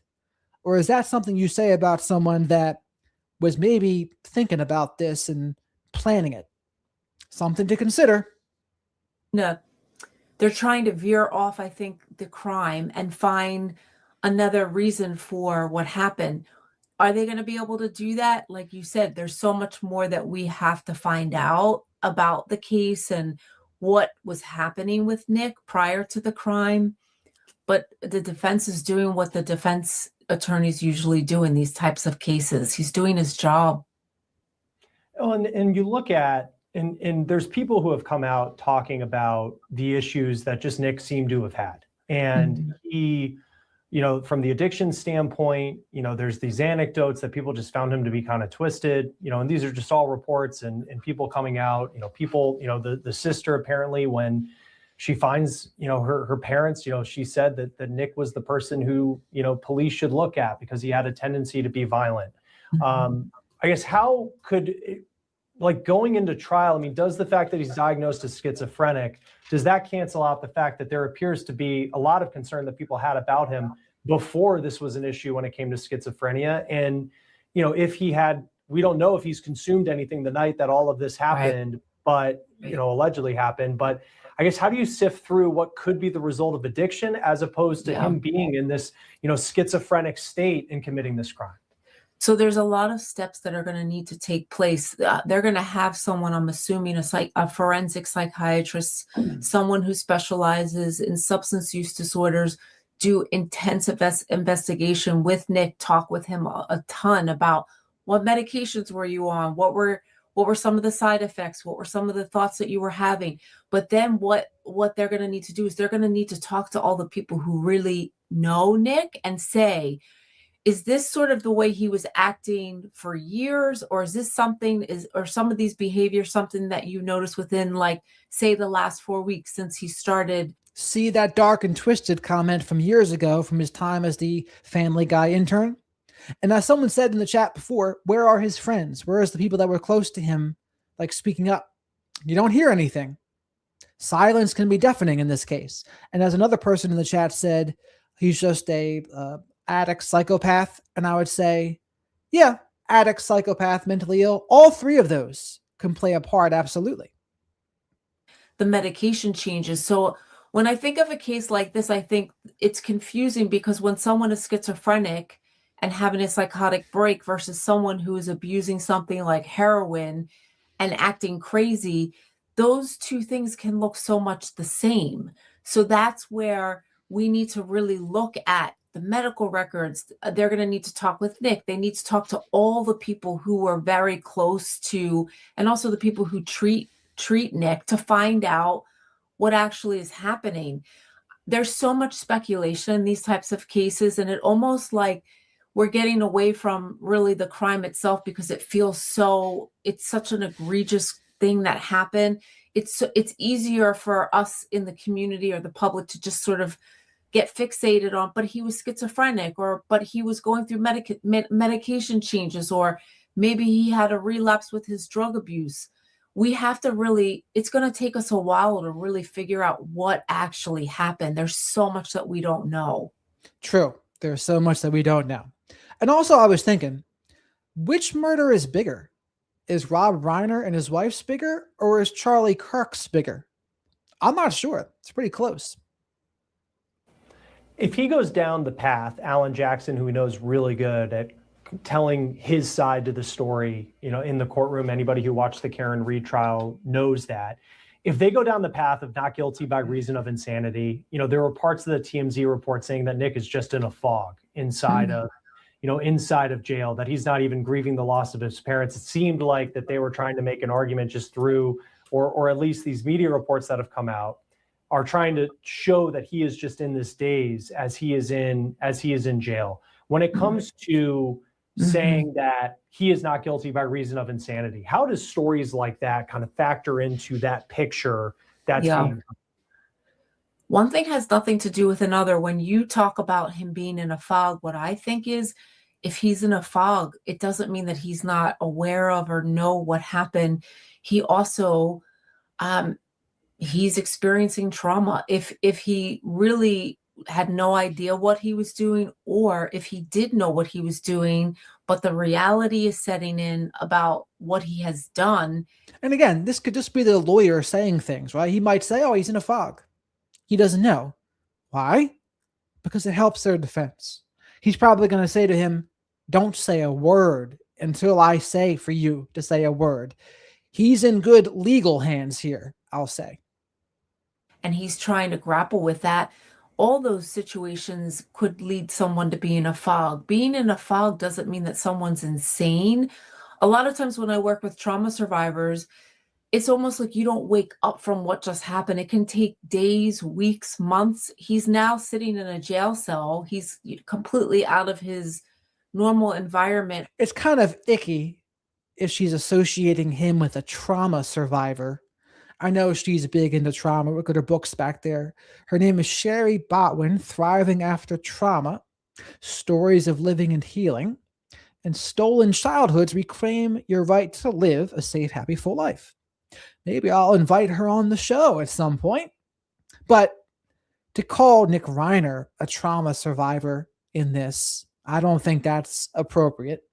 And maybe she didn't say that specifically, but she's comparing them in a way.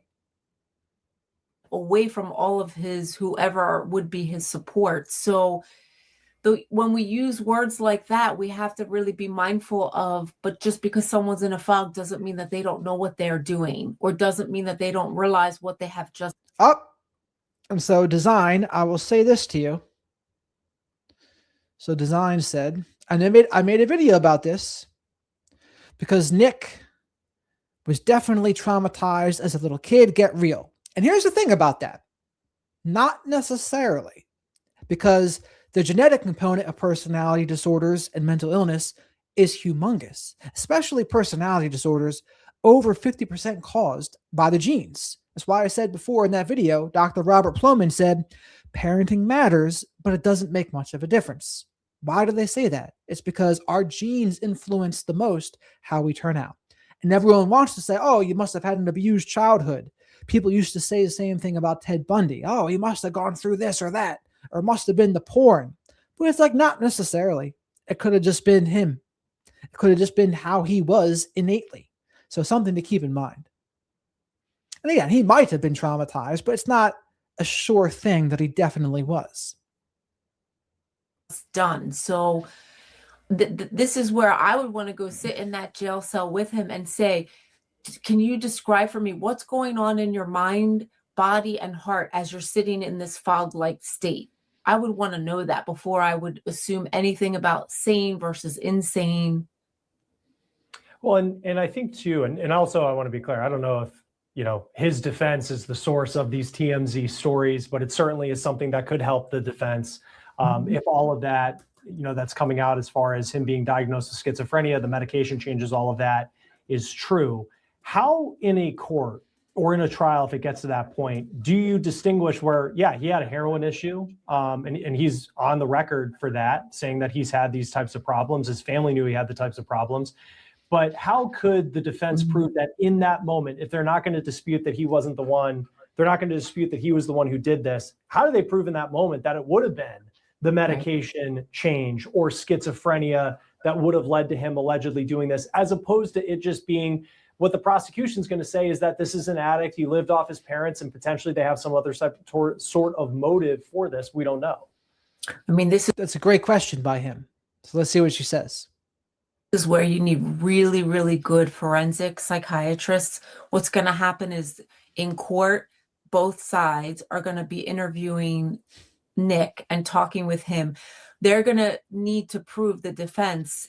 They're going to need to prove that in the moment when he committed the crime, he was not in a sane state. So if they find out that he was abusing drugs from off the street while also going through medication changes with his psychiatrist, that would not be enough of a reason to say not guilty by reason of insanity. So some of what they're going to need to find out is what was actually in his system the day of, minutes before, and during when the crime took place. In terms of the adverse side effects, if the defense is going to say, but that's what caused him to act this way, they're going to need to have a forensic psychiatrist break down the...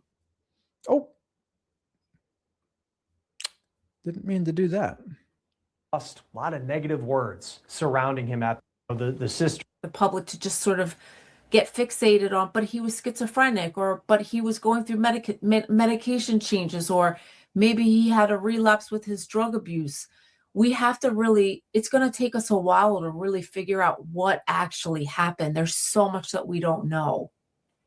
If he goes down the path, Alan Jackson, who he knows really good at telling his side to the story, in the courtroom, anybody who watched the Karen Reed trial knows that.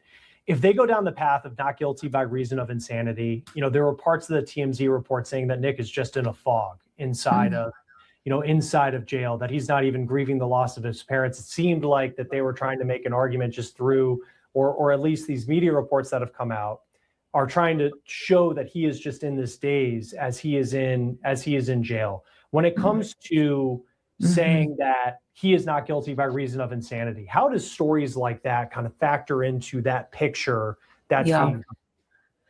One thing has nothing to do with another. When you talk about him being in a fog, what I think is, if he's in a fog, it doesn't mean that he's not aware of or know what happened.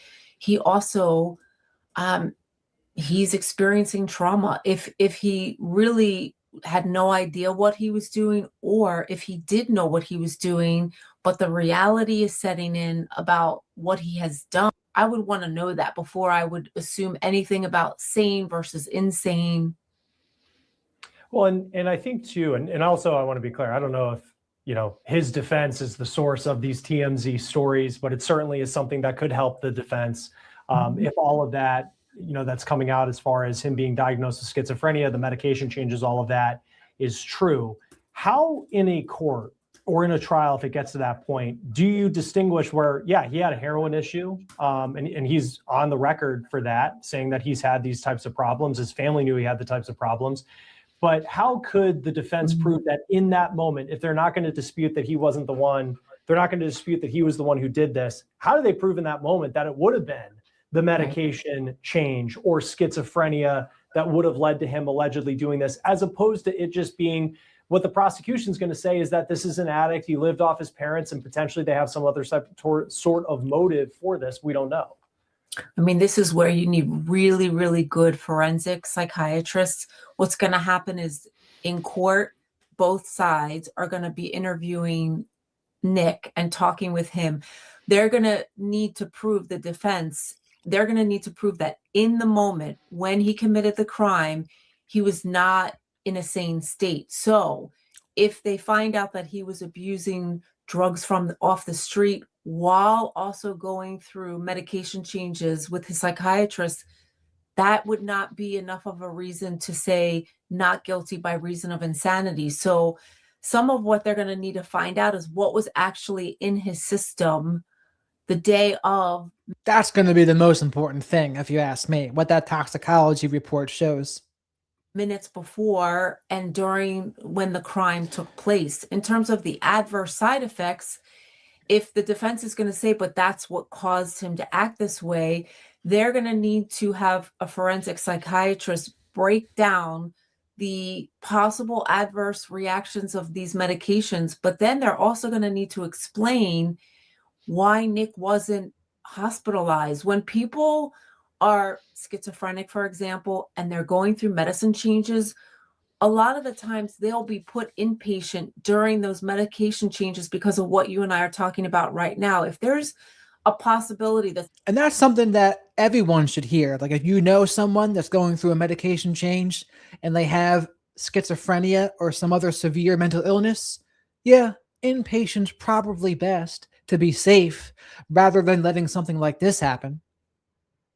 someone could act out in such a harmful way, you don't go through those medication changes and say to your patient, let me know how things are going. You know, like you would want to put them in a supportive, supervised setting. So I'm hoping that we as a society learn from this case, even when it comes to mental health, and that we need to take mental health seriously. And that when someone is going through medication changes, you really do need to keep an eye on them, because some people will experience very significant adverse side effects. Yeah, and I think too, this is another, everything's been coming through kind of these media reports that he was going to a psychiatrist at some sort of rehab center for $70,000 a month, which is just an astronomical amount of money. So that's, major questions for that group, if all of that's true as well. I know there's been reporting out too about how he is able to afford Alan Jackson, who is one of the biggest names in criminal defense. This was my question too. How is he doing it? Some have speculated that the family, and the trust of the Reiners may actually be footing the bill if Alan Jackson isn't doing this pro bono. What would you make of that? Because I think a lot of people would be surprised to hear if that actually is the case. I mean, honestly, it doesn't surprise me, but I can imagine as this story is airing, the comments right now, as we're talking about this, the anger, And that's interesting to me, actually. I didn't think of this. But maybe Alan Jackson is taking this case pro bono as a way to get his name out there even more. I didn't think about that. I mean, you don't think of people normally working for free. But in this case, maybe he weighed out the pros and cons and was like, you know what? Maybe it's in my benefit to take this case pro bono. Just with the fame and the attention I'm going to get, it'll pay for itself tenfold down the line. Maybe he thinks that. Or maybe that's a very charitable thing to think, and he's absolutely getting paid by somebody. The rage, that doesn't make any sense. Here's what I'll say to you. Unless you're in a situation where you have a family member who is, whether they're having a substance use disorder, a severe mental health disorder, we don't know what goes on behind closed doors. We don't know the inner makings of the relationships between parents and siblings. And until you're in that situation, you can't fully understand what that would be like. I'm thinking of his siblings, and I'm thinking of his parents who are no longer here, which is so sad. And I'm thinking, so families have a loyalty. Some families have a sense of obligation. Some families act out of guilt and responsibility. And some families make choices like paying for the defense fund because they might be devastated about what happened to their parents and horrified, but that doesn't mean that they don't love their brother. So I feel like I'm hoping that, when people are commenting and on social media and quick to judge, that we just take a minute and think about, unless you've been in that situation, you have no idea why maybe his siblings would be, or the family would be, using the estate to fund for Nick's defense. And the other thing is, we can't ask his parents what would they think, because they're no longer here. And that's true. It's true to not rush to judgment and to not throw assumptions. That's a good thing to say. And again, if his siblings are doing that, I guess, I find that if I were to be in their shoes, I'd probably be pretty mad. I'd be like, you know what? Screw that person. But hey, maybe they're not thinking that. Maybe they're thinking, he's still my brother and my parents aren't here, but he's still here. I don't know. People who really knew his parents, they probably know what his parents would say if they knew that family was supporting him in the defense in terms of the funding. Yeah, no, and I think too, one thing that seems to be very apparent is that the Reiners love their son to the end with all the challenges, that he faced, and that's a tragic part of this story. Sherry Botwin, it's always great to have you on Law and Crime. I know you've written a book called Life After Trauma. And that's the other thing, right? I think his parents did really care and love him, and that's why it's even more of a slap in the face that Nick Reiner would do that. Even under a drug haze or not, it's like a slap in the face, honestly. After all they did, and granted, you could argue it was more enabling by the end, absolutely, and I think you could make a good case for that. But the fact that he didn't care, there's some character issues in here too. They might not want to say it, but I think there's some character issues that Nick Reiner had that are definitely there. Is that right? Did I say it correct? Did I say it correct? I have a terrible handwriting, but no. It's about your book and where people can find it. So I wrote a book called Thriving After Trauma. Thriving After Trauma. There we go. You were close though. Right. You can buy it anywhere you buy books, but the reason that we write books like this is because of stories that we're talking about today. It's about trying to make sense of things that don't make sense, about trying to come to terms with experiences that leave us completely upside down and devastated. And this again is one of those stories where I feel very heartfelt for everyone involved, and I'm hoping that we can, instead of just judge and make sort of decisions about what we think, let's learn from this and let's try to prevent this from happening again in the future. Yeah, so incredibly well put. Author of Thriving After. Amen to that. That's why I'm talking about it. Trauma, Sherry Botwin, licensed clinical social worker. Thank you as always for being with us on Law and Crime. These are such important conversations. Thank you. Cool. And now we got a TMZ video to go over. There's 2 new TMZ videos.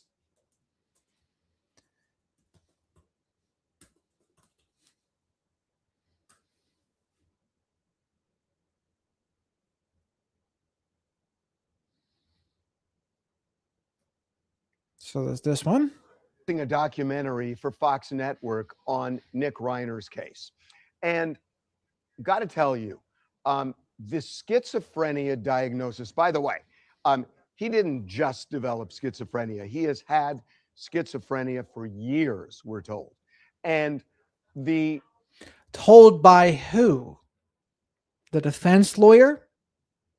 Because if so, that can't be trusted. You would need to have some doctor to know.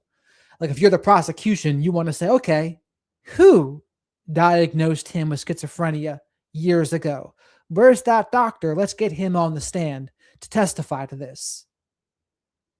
Diagnosis of that is going to be so important in this case. And part of it has to do with the way the mental health system works. So somebody who has schizophrenia often self-medicates, and Nick clearly did that, from heroin to cocaine to various stimulants, all sorts of things.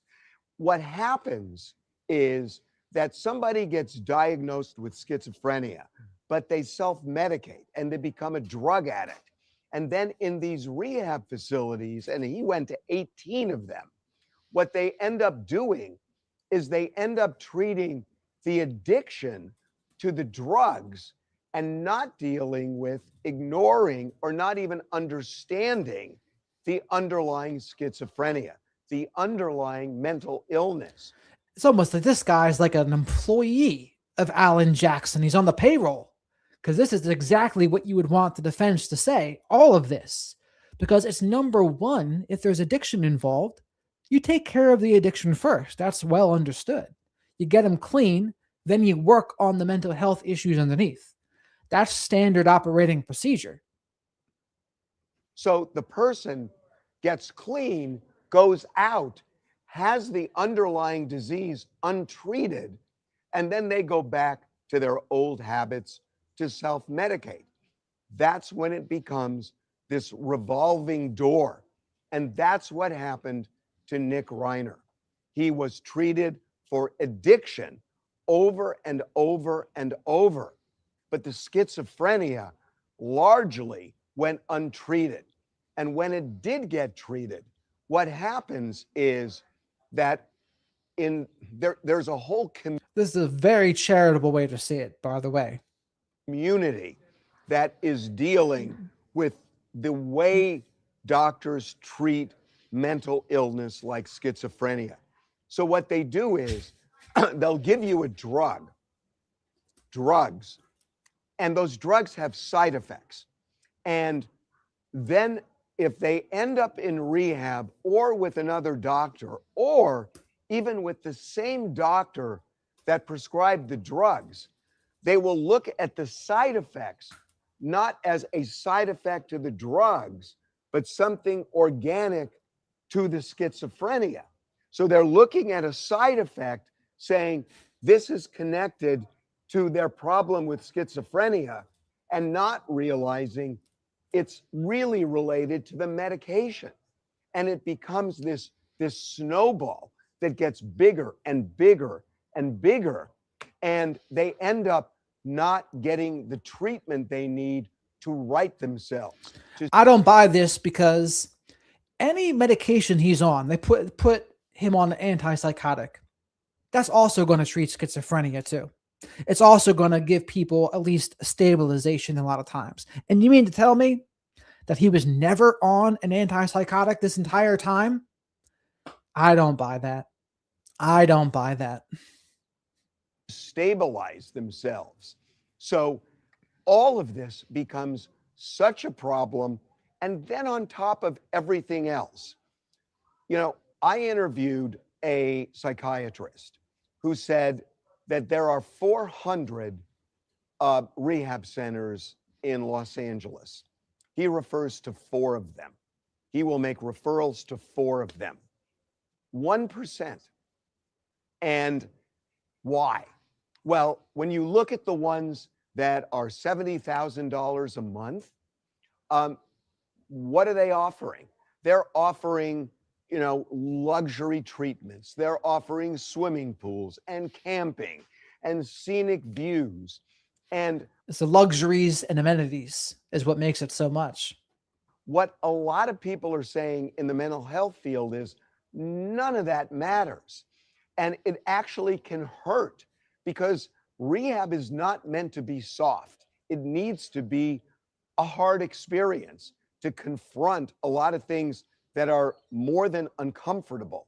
And there are a lot of doctors in the healthcare industry who think that, number one, no place should be charging that kind of money. And number two, the places that are and are trying to justify it with luxury are not the places you want to be. I would agree with that. I would agree with that for the most part. Nick went to several of those places at the very least. And I will tell you that in doing our documentary, there are people who are saying that it actually can hurt people if they have a lot of money where they can send a loved one. I wouldn't call rehab hard. I would more call it uncomfortable. It's going to be uncomfortable. If you get clean, you're going to have to feel your feelings again. It's going to be uncomfortable. It's going to be painful. I wouldn't label that as hard, but it is not going to be pleasant a lot of times, at least at first. One to a place. And I'm someone who's been to rehab, by the way, so I know. That is trying to make people feel good and comfortable, because that's not the point of rehab. The point of rehab is to stabilize something. So you hear what I just said, Kiki? I've been to rehab, several intensive outpatients and inpatient programs. And it's why I've always used to make the joke is like, have you even lived if you haven't been 19 years old in a rehab facility with strangers between the ages of 16 and 70? That was me. Because I'd been on heroin, methadone, Suboxone. They were quite a wild time. I'm lucky to be alive, we'll say. Buddy, and for mental illness, as I've been told from people we're talking to, good luck trying to deal with that in 30 days. This is not a 30-day quick solution. So add up all those things. Add up the diagnosis, add up the side effects to drugs, and mistaking the side effects for the disease itself. Add up the fact that people self-medicate, and then they go to rehab that treats them for the addiction and never deals with the underlying problem. Add in the fact that there are charlatans out there in the rehab community, and that some of these places that charge a king's ransom are doing the addict and the mentally ill no favors. So I get back to what, based on what I'm hearing, is almost certainly going to be Nick's defense, not guilty by reason of insanity. It's almost like Alan Jackson told him to read that off a teleprompter. Probably did.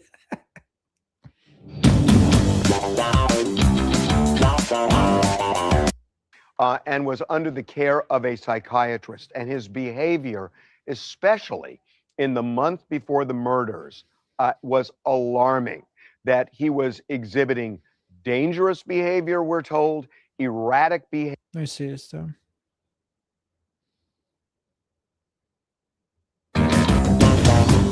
Welcome to TMZ Live. We have a lot of new information on the Rob and Michelle Reiner murders, and we are going to start with their son, Nick, who has been charged with those murders. We have learned that he has been... So he's been charged with the murders. Okay, it's good to know. Was diagnosed before the murders, diagnosed with schizophrenia, and was under the care of a psychiatrist. And his behavior, especially in the month before the murders, was alarming. That he was exhibiting dangerous behavior, we're told, erratic behavior, and it was getting worse and worse. So dangerous that 3 or 4 weeks ago, doctors changed the meds he was taking for the schizophrenia. Now, when that happens, and you may have a loved one who has taken medicine for mental illness, oftentimes it's a cocktail of medicines, and they have to get it just right. And when it's off, it can create even bigger problems than the person had before. And we're told that was the case with Nick, that the medicines exacerbated his schizophrenia and was making him even more dangerous, more erratic. I don't know if I buy that. I think it sounds more congruent with meth making his behavior more erratic, as Dr. Drew said. But again, I don't think Dr. Drew knows that for sure. I think he's speculating, which he should have emphasized if he was, because I don't think the toxicology report came out. The doctors were trying to adjust the medicines to no avail, that they still couldn't get it right, and Nick was spinning out of control. The words we were told were he was out of his head, and that you have a situation where he's also abusing drugs, illegal drugs, and those drugs, when consumed, can actually exacerbate the schizophrenia. So this was just a snowball careening down a mountain, getting bigger and bigger and bigger until it finally hit. Now, all of this raises an issue.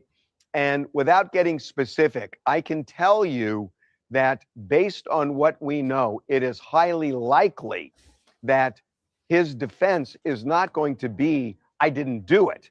His defense is going to be not guilty by reason of insanity. And that's a very big deal, because when you are not guilty by reason of insanity, you are not guilty of the offense, and you don't get incarcerated, you get institutionalized until you are safe enough to be back in the world. And it happened with John Hinckley, who shot Ronald Reagan, who is now he's now a free man. That's right. And now he is a free man in the world.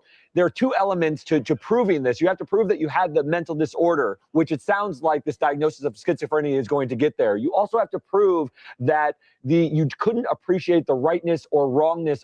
So it sounds like it's going to get there. That means they must have doctors that are willing to testify, or a primary psychiatrist or something that diagnosed him with this. But again, you'd think, but then again, as I'm thinking about it, like, okay, he's diagnosed with schizophrenia. Would the news even come out unless something like this happened? I don't know. Would that be something that's anyone else's business at the time, besides the families? That's why it'd be interesting to know what the siblings say. Oh, the siblings, did you know? Did you know he was diagnosed with schizophrenia? I don't know if they know. Of your actions when you committed the crime. And to your point, Harvey, the nature of this offense is so horrific that is going to lend credence to the idea that he was in an insane state when he committed the acts. Now, there's also embedded within there some logical, rational thought, going to a hotel, back and forth, and things of that nature. So unclear how that plays into it, but he certainly looks to be mounting that kind of defense. There's one other thing that struck me, is that we were told that he was using illegal drugs, which exacerbated the schizophrenia. That made me think the prosecution is probably going to say, if those illegal drugs became a big factor in what happened here, it's akin to somebody driving drunk and then killing somebody. It's not a defense that, oh, but I was drunk. You weren't supposed to drive drunk. And if he's taking illegal drugs, they might argue this is not a function necessarily of the mental illness as it is the drugs that exacerbated the mental illness, and therefore the defense wouldn't be available. I think you're right. Correct. That's what the prosecutors, if they find out there's meth in the system, that's the line that the prosecutors are going to take. I think they may pounce on the illicit substances and how they played into this, but you can also have a drug-induced psychosis. If you're in a psychotic state, you will have the insanity plea available to you, even if it is a drug-induced psychotic state, right? Yeah, and so now the question, how is Nick Reiner processing this? He is now in a jail cell, awaiting an arraignment, and his parents are dead. And not just dead, murdered in a horrifically brutal way. We are not getting into the details of how brutal it was, but it is almost unspeakable. So what is his mental state? He is not bouncing off the walls with grief right now. He is dazed. I mean, we have a source with direct knowledge who is talking to us that he just is not processing what happened to him. Yeah, and our sources are saying they're describing him as being calm, as being cognizant, and I think that would take people as a surprise given the circumstances. And again, who could possibly be the source besides Alan Jackson? Siblings? Who else is even in a place to see him? No one. No one is. Maybe a doctor? Maybe. But it's got to be a doctor or Alan Jackson. They might think he's enraged or very upset. That's not the case at all. And similar to what you were touching on earlier, he's still being prescribed medication. That's something that doctors They're trying to fix their medication. Yeah. But also, he's not processing this because he can't. I mean, he's screwed up is what we're being told. He's just really screwed up. And he's not appreciating the enormity of what happened. And there's two different kinds of denial. There's the denial of avoiding accountability, which is more like a gaslighting version of denial. I didn't do that. They know very well that they did. And then there's real denial, true denial by the textbook definition, which is, say, a wife learns that her husband just got diagnosed with stage 4 pancreatic cancer, and he's got like a month to live. She doesn't want to accept it. So she thinks, oh, there's going to be a cure. And she's in denial about what's going to happen. That's much different than the gaslighting, avoiding accountability version of denial.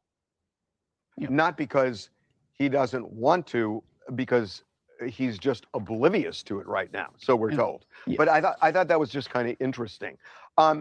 So now the question, what is this disease, and how do you look at the elements of all of this? You know, he was at a rehab facility recently.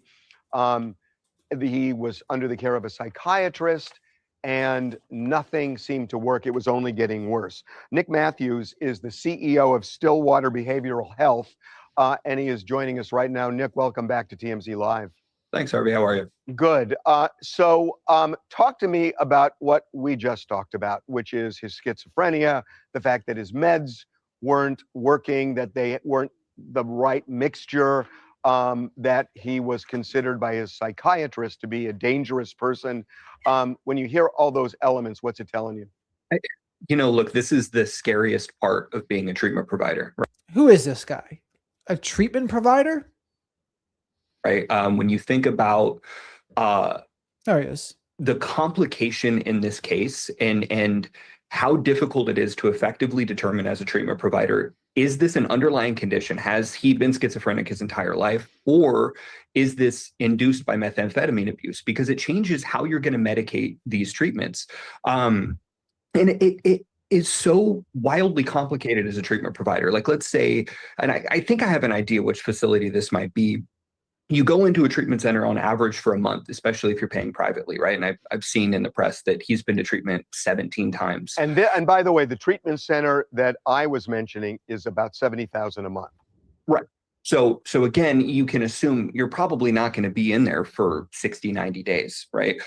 But you really should be, because if you're coming in and you're detoxing from methamphetamine abuse, you're talking 21 days at minimum before you can effectively diagnose for that underlying condition. Correct.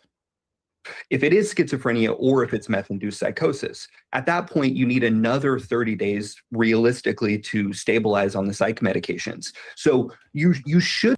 Correct again. It's all about longer term when there's drugs and other things going on there. They can't be going in and out willy-nilly. That was a terrible thing for them to allow.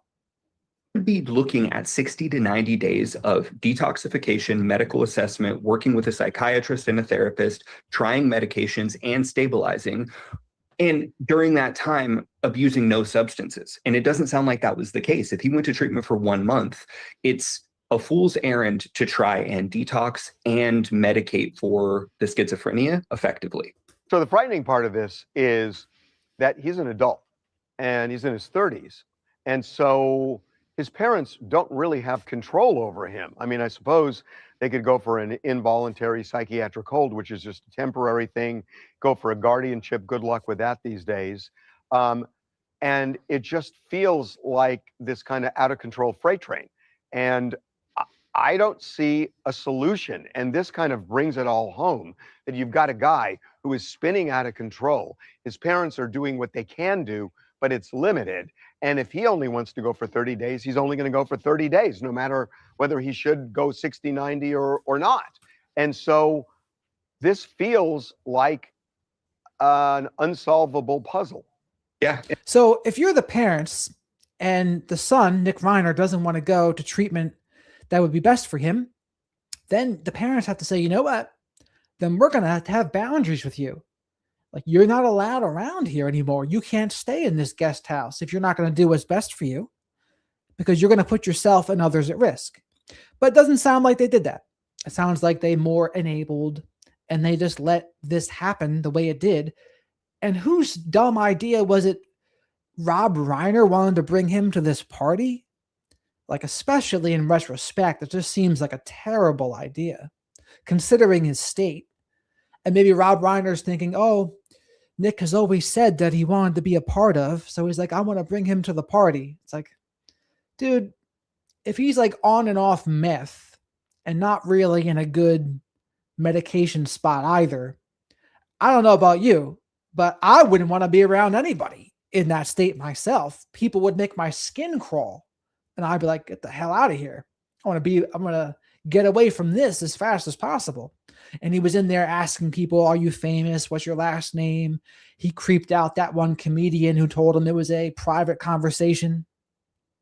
In some respect, you're absolutely right, right? Treatment like this for a young man who is a legal adult in his 30s, he has to cooperate fully.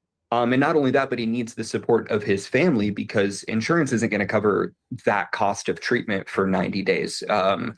at least historically, if he's going inpatient. So he needs them to be willing to pay for it, and they've already paid for it 17 times from everything I've read. How much are the parents expected to be able to do? And again, he has to cooperate. So you have this perfect storm of circumstances that, like I said, this is my worst nightmare as a treatment provider. It's an unsolvable solution. Coming from you, that's a stunning statement. That it feels that way to me. But what's the best you can do as a treatment provider? Because I don't see you solving problems like this. Well, this is where ethics and integrity as a treatment center come into play. You have a moral obligation, I believe, to the patient and I'll be the first to acknowledge, hey, listen, if you're only coming into my facility for 30 days, based on our initial assessment, I don't think that that's enough time. And no matter how much you're willing to pay, I would be doing a disservice to you. I'd be wasting your money. And I've done this before where I've had to turn patients away. Unfortunately. And not all rehab providers are going to do that. A lot of rehab providers, if they find someone who has the ability to pay, they think, oh yeah, we got one. We're going to milk them for everything they're worth if we can. They're certainly not all ethical out there, let's say. These are businesses. You can't expect that that's always going to be the case. And that's why it's so critical and important to do your research and make sure that you're working with an ethical, upstanding provider that understands their limitations, right? It'd be the same if you went to go see a primary care physician and you had cancer and he didn't refer you to an oncologist, right? Because they want the business. That's not okay. And that's where healthcare ethics come into play. Wow. Okay, Nick, really appreciate your thoughts. Thank you for joining us. Certainly. Coming up. There is one person Taylor Swift and Travis Kelce can thank for this match allegedly made in heaven, Taylor's mother, Andrea, because it turns out that she was the matchmaker. And so, of course, I call up my resident expert on Kansas City Chiefs, my cousin Robin, and I go, tell me about this guy named Travis Kelce. Be right back. So that might be the end of the Nick Reiner coverage in that. Unless you want me to go over some T Swift, Travis Kelce wedding coverage. Let's see. I'm not a doctor, but I've seen meth psychosis before. These people are scary and unpredictable. Absolutely. It's super scary. They should have kept him in there, is what I would think. To have inpatient in his condition is extremely dangerous. Let's see.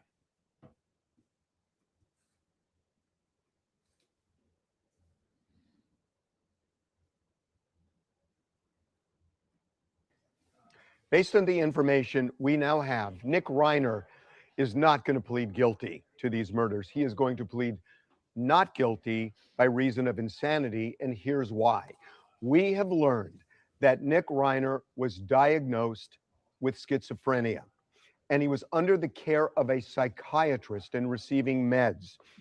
His behavior in the month before the murders, and this is a quote from sources with direct knowledge, was erratic and dangerous. He went to an LA rehab facility in the time before the murders. He had been to a number, but in particular, this one that specializes in treating mental illness. It's really expensive. It costs $70,000 a month. Lots of rich, powerful parents send their kids to this facility. And I'm not sure about this. You call it a rehab. That implies there's drugs involved. That implies that there's an addiction involved, is what I would think. So again, if meth's a problem, you got to get off the meth first. That's number one. And then you take it from there. But any treatment center worth their weight in salt is going to know, okay, let's get a toxicology report. Let's see what he tests hot for. And then we'll take it from there. But if he's still not clean, you're not going to be able to treat that underlying mental illness there anymore. But he's kind of making it sound like that's what he went to the treatment facility for the mental illness. And it's like, I don't know about that. And again, this guy could just be feeding us things that Alan Jackson wants us to hear. So you got to keep that in mind too. Who have mental illness, and Nick was there. In the 3 to 4 weeks, and this is so important, in the 3 to 4 weeks leading up to the murders, Nick's medications were changed. And they were changed because he was exhibiting more and more erratic and dangerous behavior. But when they were changed, they weren't right. And it was making him, as one source put it, crazy. And the doctors were trying to adjust the meds, but it wasn't working. And he was getting more and more erratic. In addition to that, Nick was abusing substances, and we're told the substance abuse worsened the schizophrenia. So all of this paints a picture of someone. In fact, these words were used to us by one of these sources with direct knowledge, that he was, quote, out of his head at the time of the murders. So based on everything I know, this is not going to be a case where they contest that Nick did it. Okay, so he's just repeating what we heard before. There's one more to watch here. Profiling with Pat Brown.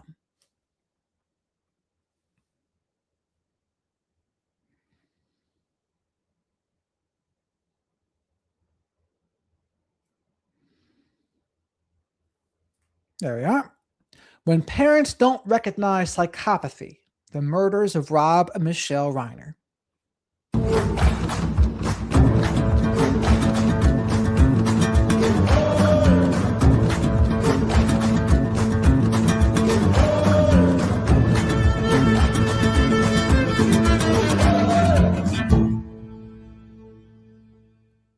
Hello, everyone. This is criminal profiler Pat Brown, and I want to talk to you about what happens when parents don't recognize psychopathy in their own children.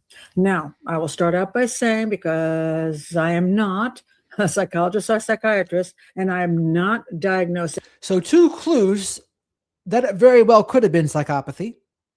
That comment about the dogs, I'm going to fucking kill that dog.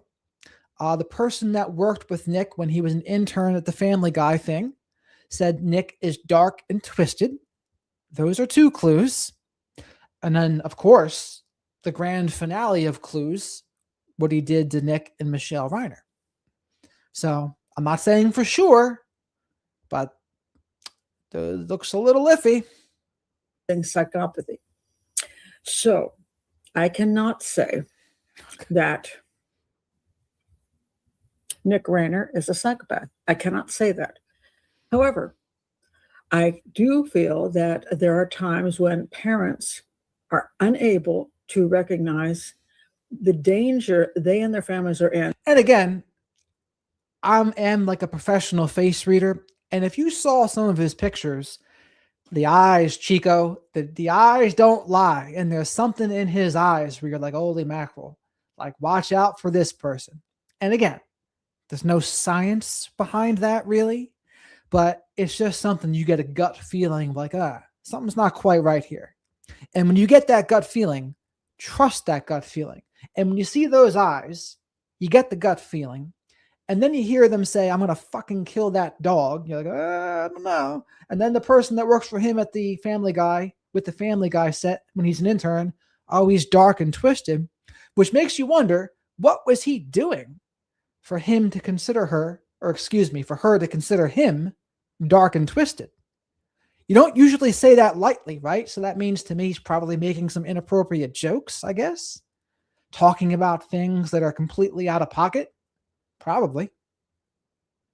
By certain family members because they, first of all, love them. They want to believe that everything is going to be okay. And so they play down a lot of behaviors. And many times when they take the child to a psychologist or psychiatrist, they also do not tend to like to say the word psychopath. So they will say things like bipolar, or maybe they have autism or whatever. They'll come up with something else, but not maybe narcissism, maybe borderline personality disorder, but not psychopathy, because that's kind of means that A, you can't treat them, and that you're kind of at a dead end. Well, and let's look at this too. If you've gone to 18 treatment facilities and you've had problems for so long, What else could that be? Psychopathy can't be treated. Does it add up? Adds up to me. I think schizophrenia can be treated with antipsychotics like Abilify, Seroquel, Zyprexa, and Geodon, maybe a mood stabilizer. And I think if that's all it was, and then you're med compliant, you'd probably be okay. But also, this addiction part, that speaks to what? Him not wanting to. Like he wanted to keep using. And that's another variable.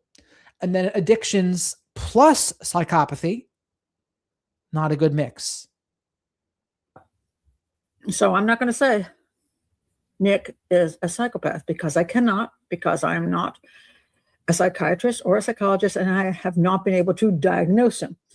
And I'm sure he is going to be going to, his defense attorney is going to get him to a psychiatrist or psychologist who will come up with some kind of something for him. But I don't think it's going to be a psychopath. But I want to talk about what does happen if parents don't recognize psychopathy in their children. So I want to look at the situation where you have the Reiners murdered by their own son, 32-year-old Nick. This is Rob Reiner and Michelle, his wife, and the mother of this child. What the heck? They had 3 children. 2 of them seemed to have turned out okay. This guy, not so much. What happened? And why did they not kind of realize what they were dealing with? And I want to read you a couple things that Rob Reiner said. I'm going to include that in how I'm going to analyze this.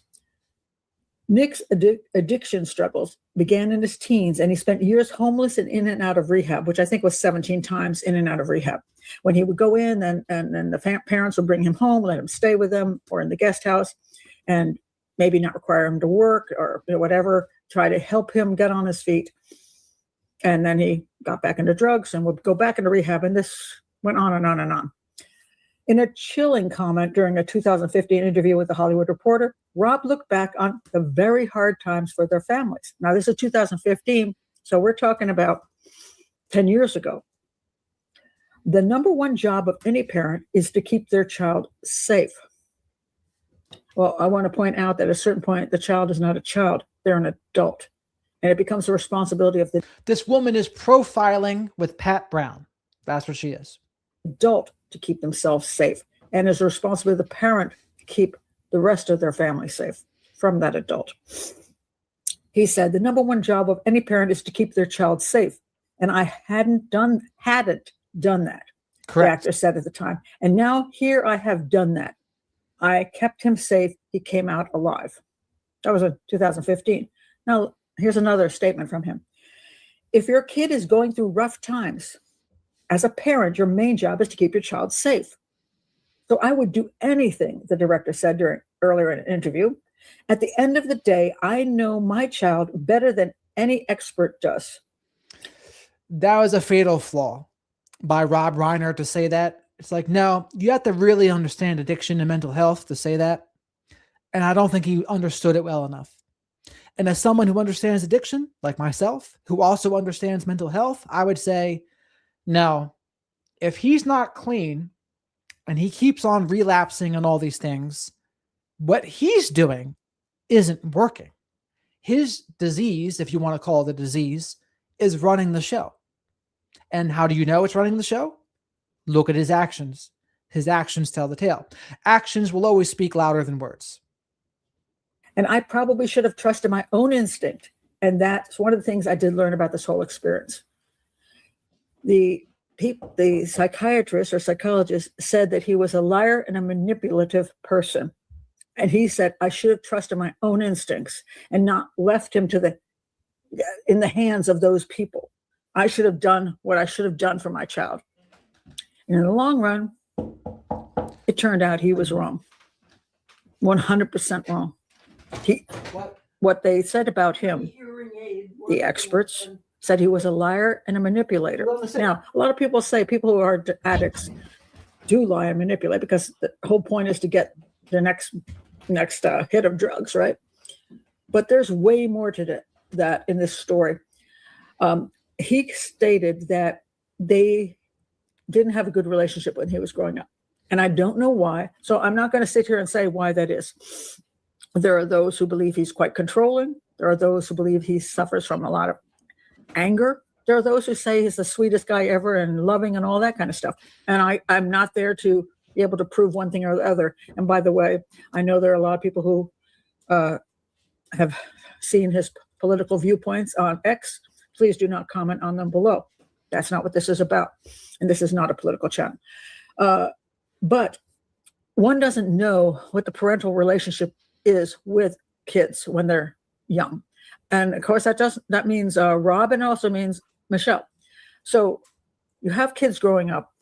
And I want to say this about Hollywood. Hollywood is not a normal place.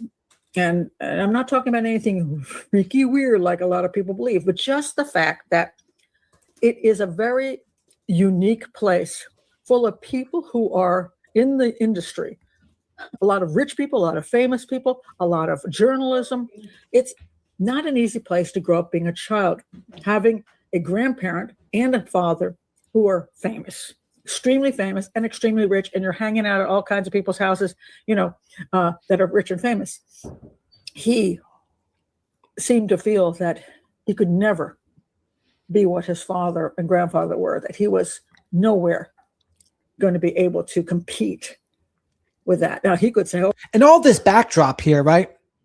Is this more congruent with schizophrenia? Or is it more congruent with like a bitter, resentful, either vulnerable narcissist or psychopathic person who's full of envy? That doesn't really speak to me as like a schizophrenic type thing, I would think.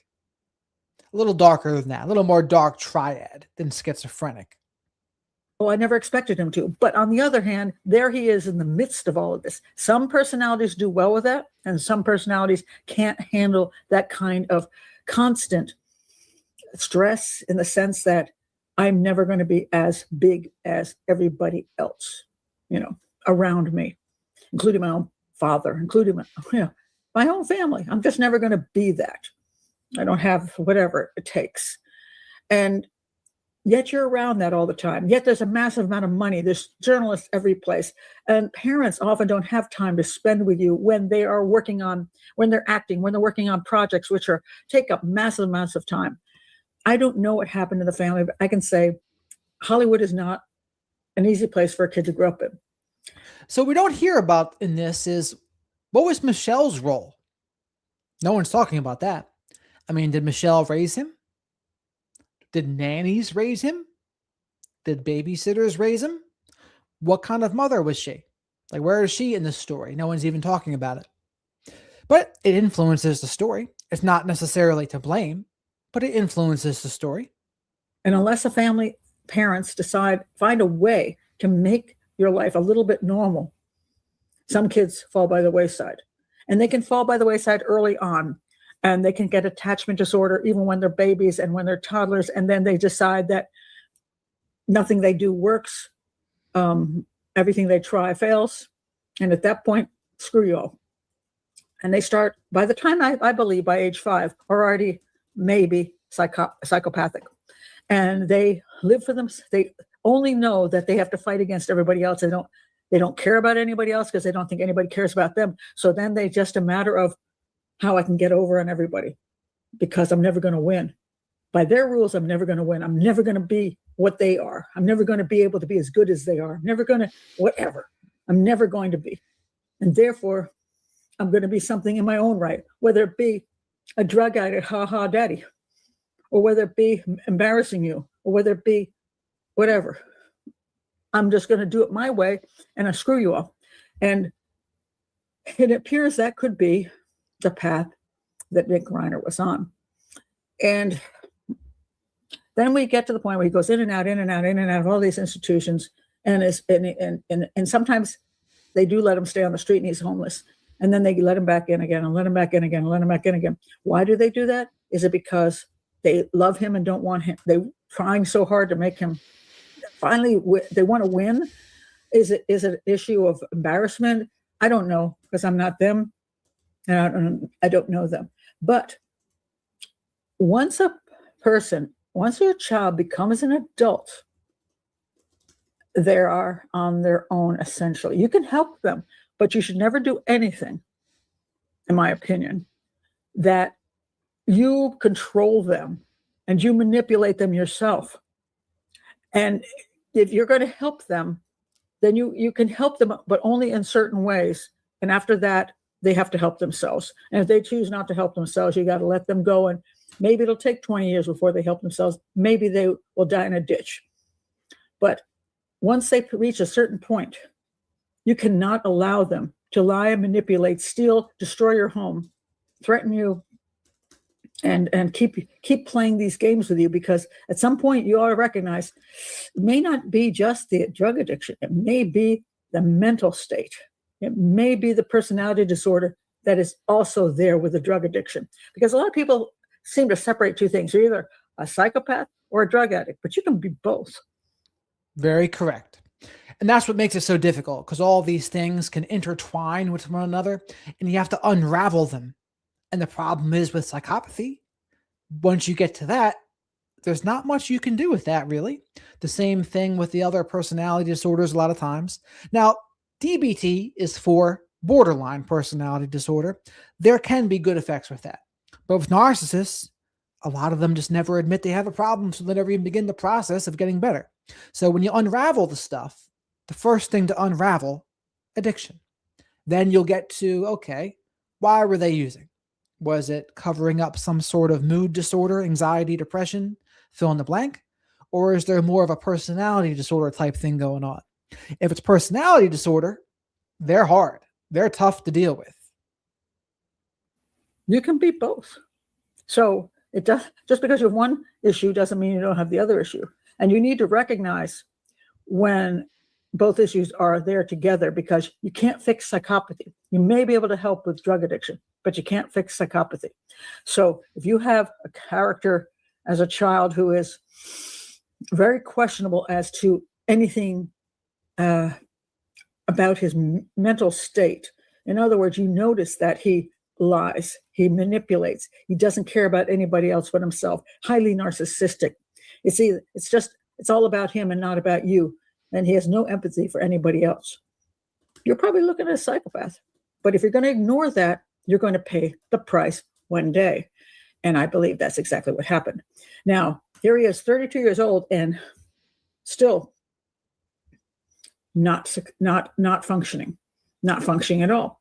And what's interesting to me is that Dad and Mom take him to a party, and he is acting oddly.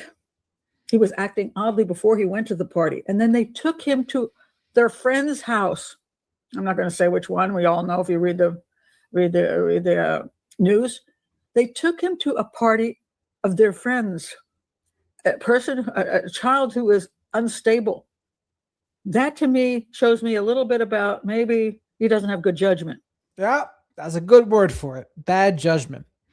And it seems like it's careless too. Not good judgment, careless, naive, any number of things. And it's like, why would he think that was okay? Like, you really wanted to include him that badly, despite the state that he was in? Not a good decision. Because he shouldn't be inflicting him on his friends. If your child is a problem, especially at 32 years old, you don't take them there. You keep them home. You get them someplace else. You don't take them to your friend's party. So that's poor judgment. And then, of course, they get home and they get stabbed to death by that son. And here's what that really bothers me. And this is where I think that parents of children who have real severe psychological issues, not just drug addiction, but possible psychopathy. He had to, and his wife had to remember, they had 2 other children. His daughter arrived and found their bodies. What if that daughter had been there at the time that they got killed? He would have killed his sister too. Most likely true. He would have killed his brother too. He wouldn't have cared about either one of them. So you would have provided protection for him, but not protection for the 2 other children. Why not? Because that's your duty too. So if you have two children who are being threatened by the third one, this one is the one that you need to remove and not put your other two in danger. But that's exactly what happened. And thank God the siblings weren't home when he decided to shred his parents to death. Now, of course, the siblings have to live, especially the. So the dark triad is narcissism, Machiavellianism, psychopathy. The dark tetrad adds sadism to it. And they want to add it to the 5, and the 5th one would be paranoia. That would make sense to me. Sister who found their bodies, she has to live forever with the image in her head of her parents being brutalized bodies. She has to live with that. So that's something he could have prevented as well. Both the parents should not have had him around to do that, so that their daughter had to live with that for the rest of her life. And now, of course, the daughter and their other son have to live with this being public, this going through the court system. And of course, the lawyer is going to say, oh, he didn't know what he was doing, blah, blah, blah, blah, blah. All I can hope for the siblings of Nick, let him go. That's my advice to you. Let him go. Don't provide bail for him. Don't provide legal help for him. Don't provide money for him. Don't take him back. Don't visit him in prison. Let him go. It's sad, but it's like a rabid animal. A rabid animal you can't save. You can't save him either. It doesn't sound like that's what they're doing. It sounds like they're actually going to be there for him. To which I think I would agree more with this woman. But hey, I'm not in their shoes, so they can do what they want. But that'd be a pretty big thing to come back from, clearly, right? And again, I think they might be behind the payment of the lawyer, or the lawyer is doing this pro bono. I'm not really sure. And all you're going to do is destroy your life, continuing to try to be a family member to him. He doesn't care about you. He didn't care about his parents. He doesn't care about you. And he will use you, lie to you, and manipulate you, just like the psychiatrist said. Don't let him do it. Walk away. He's made his choice. One of the most horrific choices in life, actually killing your parents. Let the system deal with it and walk away. Don't do what your parents did and put yourselves in harm's way. So that's. Well, here's the other thing. Now that he's in jail, who's he going to harm now? Now, the difference would be if he gets into some sort of mental hospital and then gets released, like the dude who shot Reagan. That could be. But who is he going to be able to hurt where he is now? But would anyone blame the siblings for turning their back on him? Of course not. Of course not. I think that would be a completely understandable thing to do. That's my thoughts on this. Yeah. So if you have someone in your family who exhibits all the signs of psychopathy, you can go look them up on Harris Checklist. Just put that into your Google, put Harris Checklist in. A psychopath, to you, you're either useful or you're in the way. So here's another one that might actually be more relevant, right? So say their siblings, maybe they don't murder their parents, but maybe they essay their siblings. How about that? That's probably way more common, right? So what do you do in that case? There are some parents that might blunder it, and maybe they pretend like it's not happening. This is what you hear a lot with a daughter tells their mother what's happening with a stepdad or something, and then the mother doesn't believe them or dismisses it or something, right? Bad. Pretty crappy, right? But that happens all of the time. I've heard it. And it could also be between the siblings. So what do you do in that case? You got to protect your family. You got to protect the siblings there. You can't allow that to continue, because if you do, what are you doing? You're enabling it. You are now enabling it. And some people, they just don't have the teeth necessary to step up and put their foot down. But unfortunately, what happens is those things just go unchecked and they get worse. That's why they say dysfunctional families sweep problems under the rug. And some of the dysfunctional families are sweeping some pretty dark stuff underneath that rug. And as long as you're useful, they can be nice. They can lie to you, manipulate you, get you to do what they want, be friendly to you. Even you're like, oh my God, he's so nice. As long as you're useful. As soon as you're in the way, You might get stabbed to death. Don't let it happen to you. Don't let it happen to your family, because they deserve to be safe too. And even more so than the person that you're trying to save. So those are my thoughts. Thank you for being here. If you're new to the channel, please do hit the subscribe button, hit the bell for notifications, and check out my playlists. And yeah. Pat Brown's her name. Check her out if you're interested. Now, the siblings say there's going to be a memorial. Let's see what they say about that.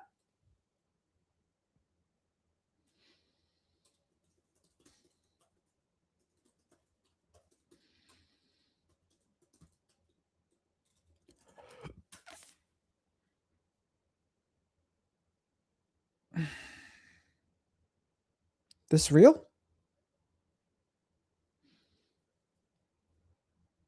Why were Rob Reiner's family members seen smiling at his memorial after his death? The reason behind it is heartbreaking. After Rob passed away, his brother Lucar Reiner went to Rob's home and called other family members to gather there. At that moment, one woman in the crowd drew attention by smiling and chatting with people beside her during such a solemn and painful occasion. This led many on. This could be BS, though. Rob and Michelle Reiner's two other children have broken their silence after the heartbreaking Hollywood tragedy. This comes as their brother Nick Reiner appeared in court to face charges in connection to the brutal deaths of their parents. Jake and Romy Reiner released a statement sharing their grief. They said they are living with unimaginable.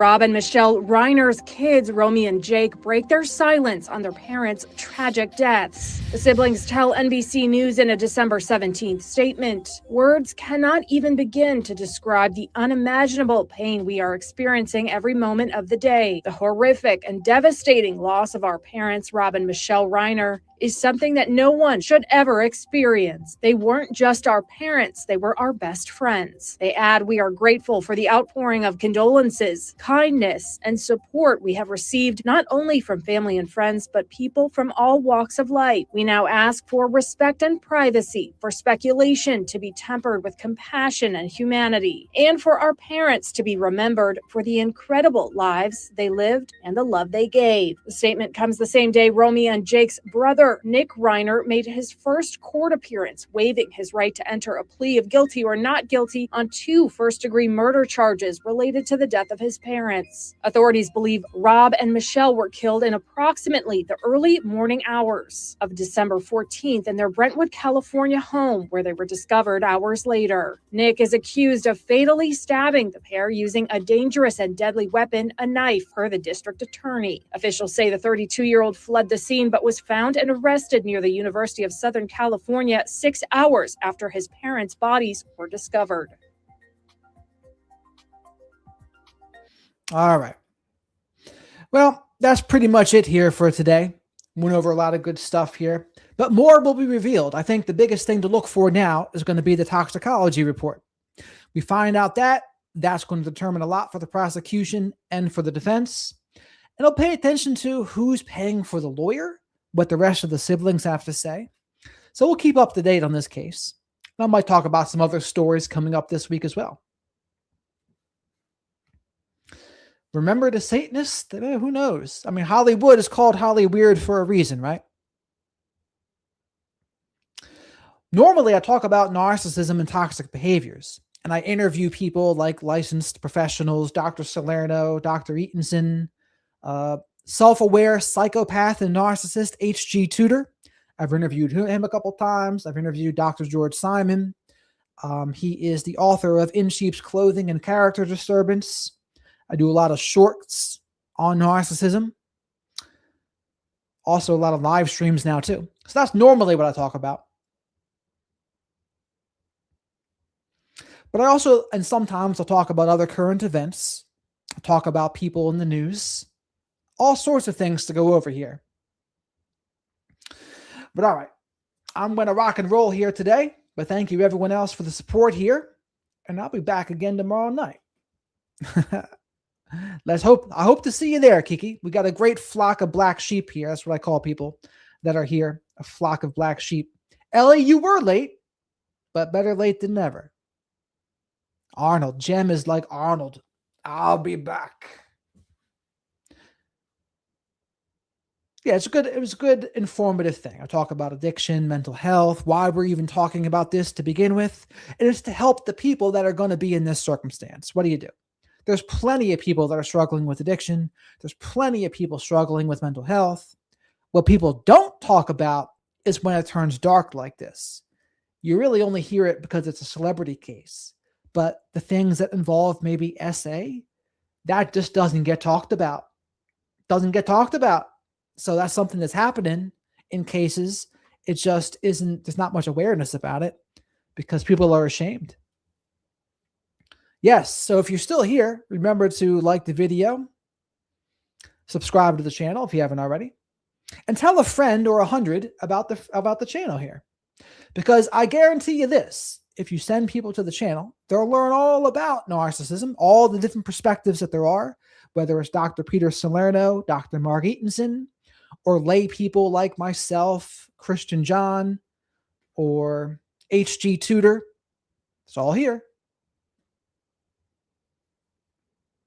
And me personally, I have experience with addiction, mental health, and being victimized by narcissistic family members in relationships.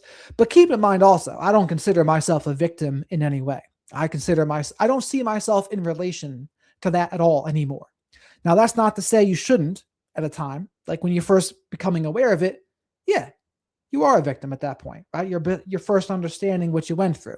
And then you'll get addicted to watching the content about narcissism, etc., because it's the most validating thing you've heard for ages. And so people get addicted to it.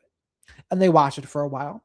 But eventually it gets to a point where you take a look at your own side of the street and you ask yourself something like, well, what could I have done differently to prevent this situation? And asking that question is not blame.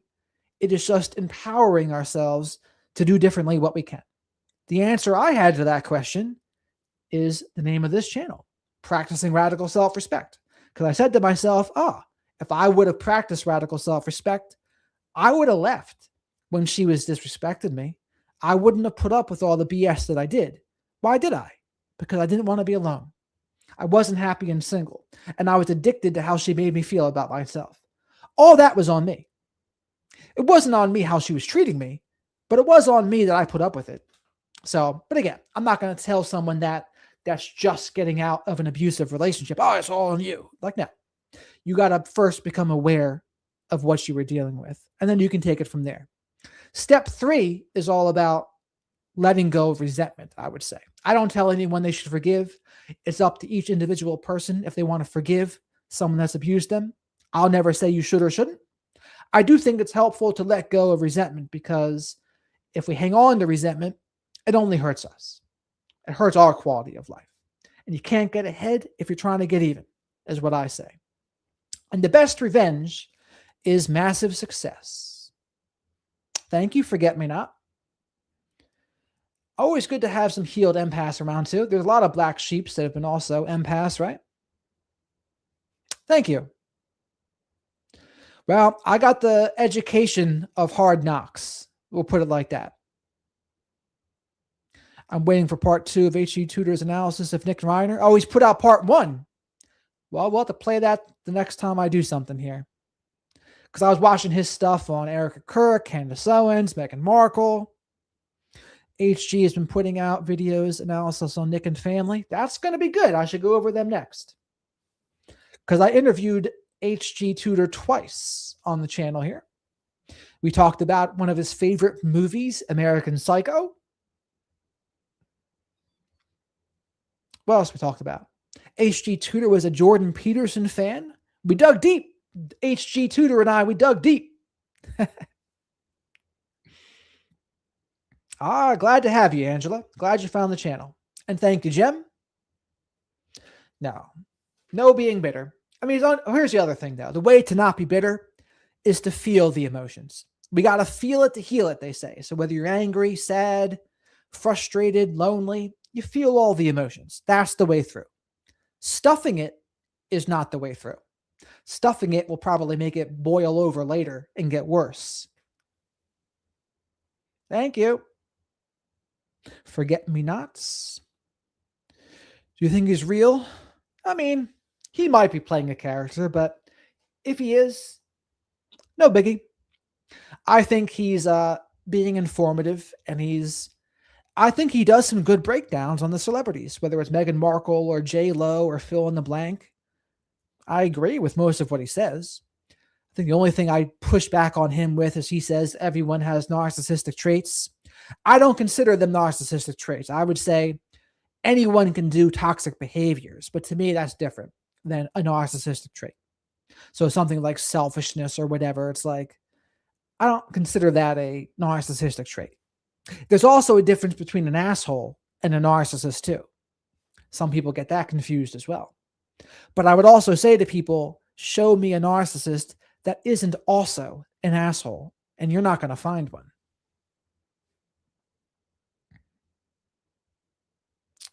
So also, I'm a little nervous now because in that stupid short, there was like 5 seconds of a gaga in there. I'm like, oh no, they're going to try to kill my stream. He's got that European voice there, you know? There's a healthy version of selfishness, I would say. We got to learn. I call it radical self-respect, you know? We can best help others when we help ourselves first. That's what I would say. Yeah, we'll get some mods in here now that we have pretty regularly over 1,000 people in the chat. There are times for mods. You are correct. Perhaps they're referring to you there, Thip. Jesus was Palestinian because he was born in Palestine, but that was funded in 430 BC. And Ben Gurion declared Israel a country on May 11th, 1949. So why was Jacob in the Bible called Israel? I know not. I know not. And I didn't think the Nakba was very good, but this channel is not all about that. It might come up occasionally, but for the most part, it's not that. Profound, Jared. Yourself. I appreciate that. I'm glad you all found me. Sometimes you do just get a bad egg. Because what did the Bible say? The Bible said, even from the womb, some are wayward, which makes sense to me. HR, wow, there's a lot of souls. This is true. There are a lot of souls here in the chat. Davy Jones would say that. How many souls is freaking Jack Sparrow's soul worth? 100? Eval, thank you. I saw your comments on the other videos too. I appreciate that. Kirk was a college dropout and Israel shill who said blacks were better off as slaves and celebrated blah, blah, blah, blah, blah, blah, blah. Charlie Kirk and Turning Point USA. What to say about them? And Erica Kirk and Nicki Minaj. What do you know? But all right, everybody. I think that's about it for the night. I'm getting tired here. 12:48 Eastern time. But I'll be back again tomorrow night, and we'll probably go over some of those HG Tutor things. So good night, everybody. Ellie, George, Eval, Kiki, everyone else who welcomed here. Angela, Danielle, Jem. Very glad you all found me. So with that, over and out.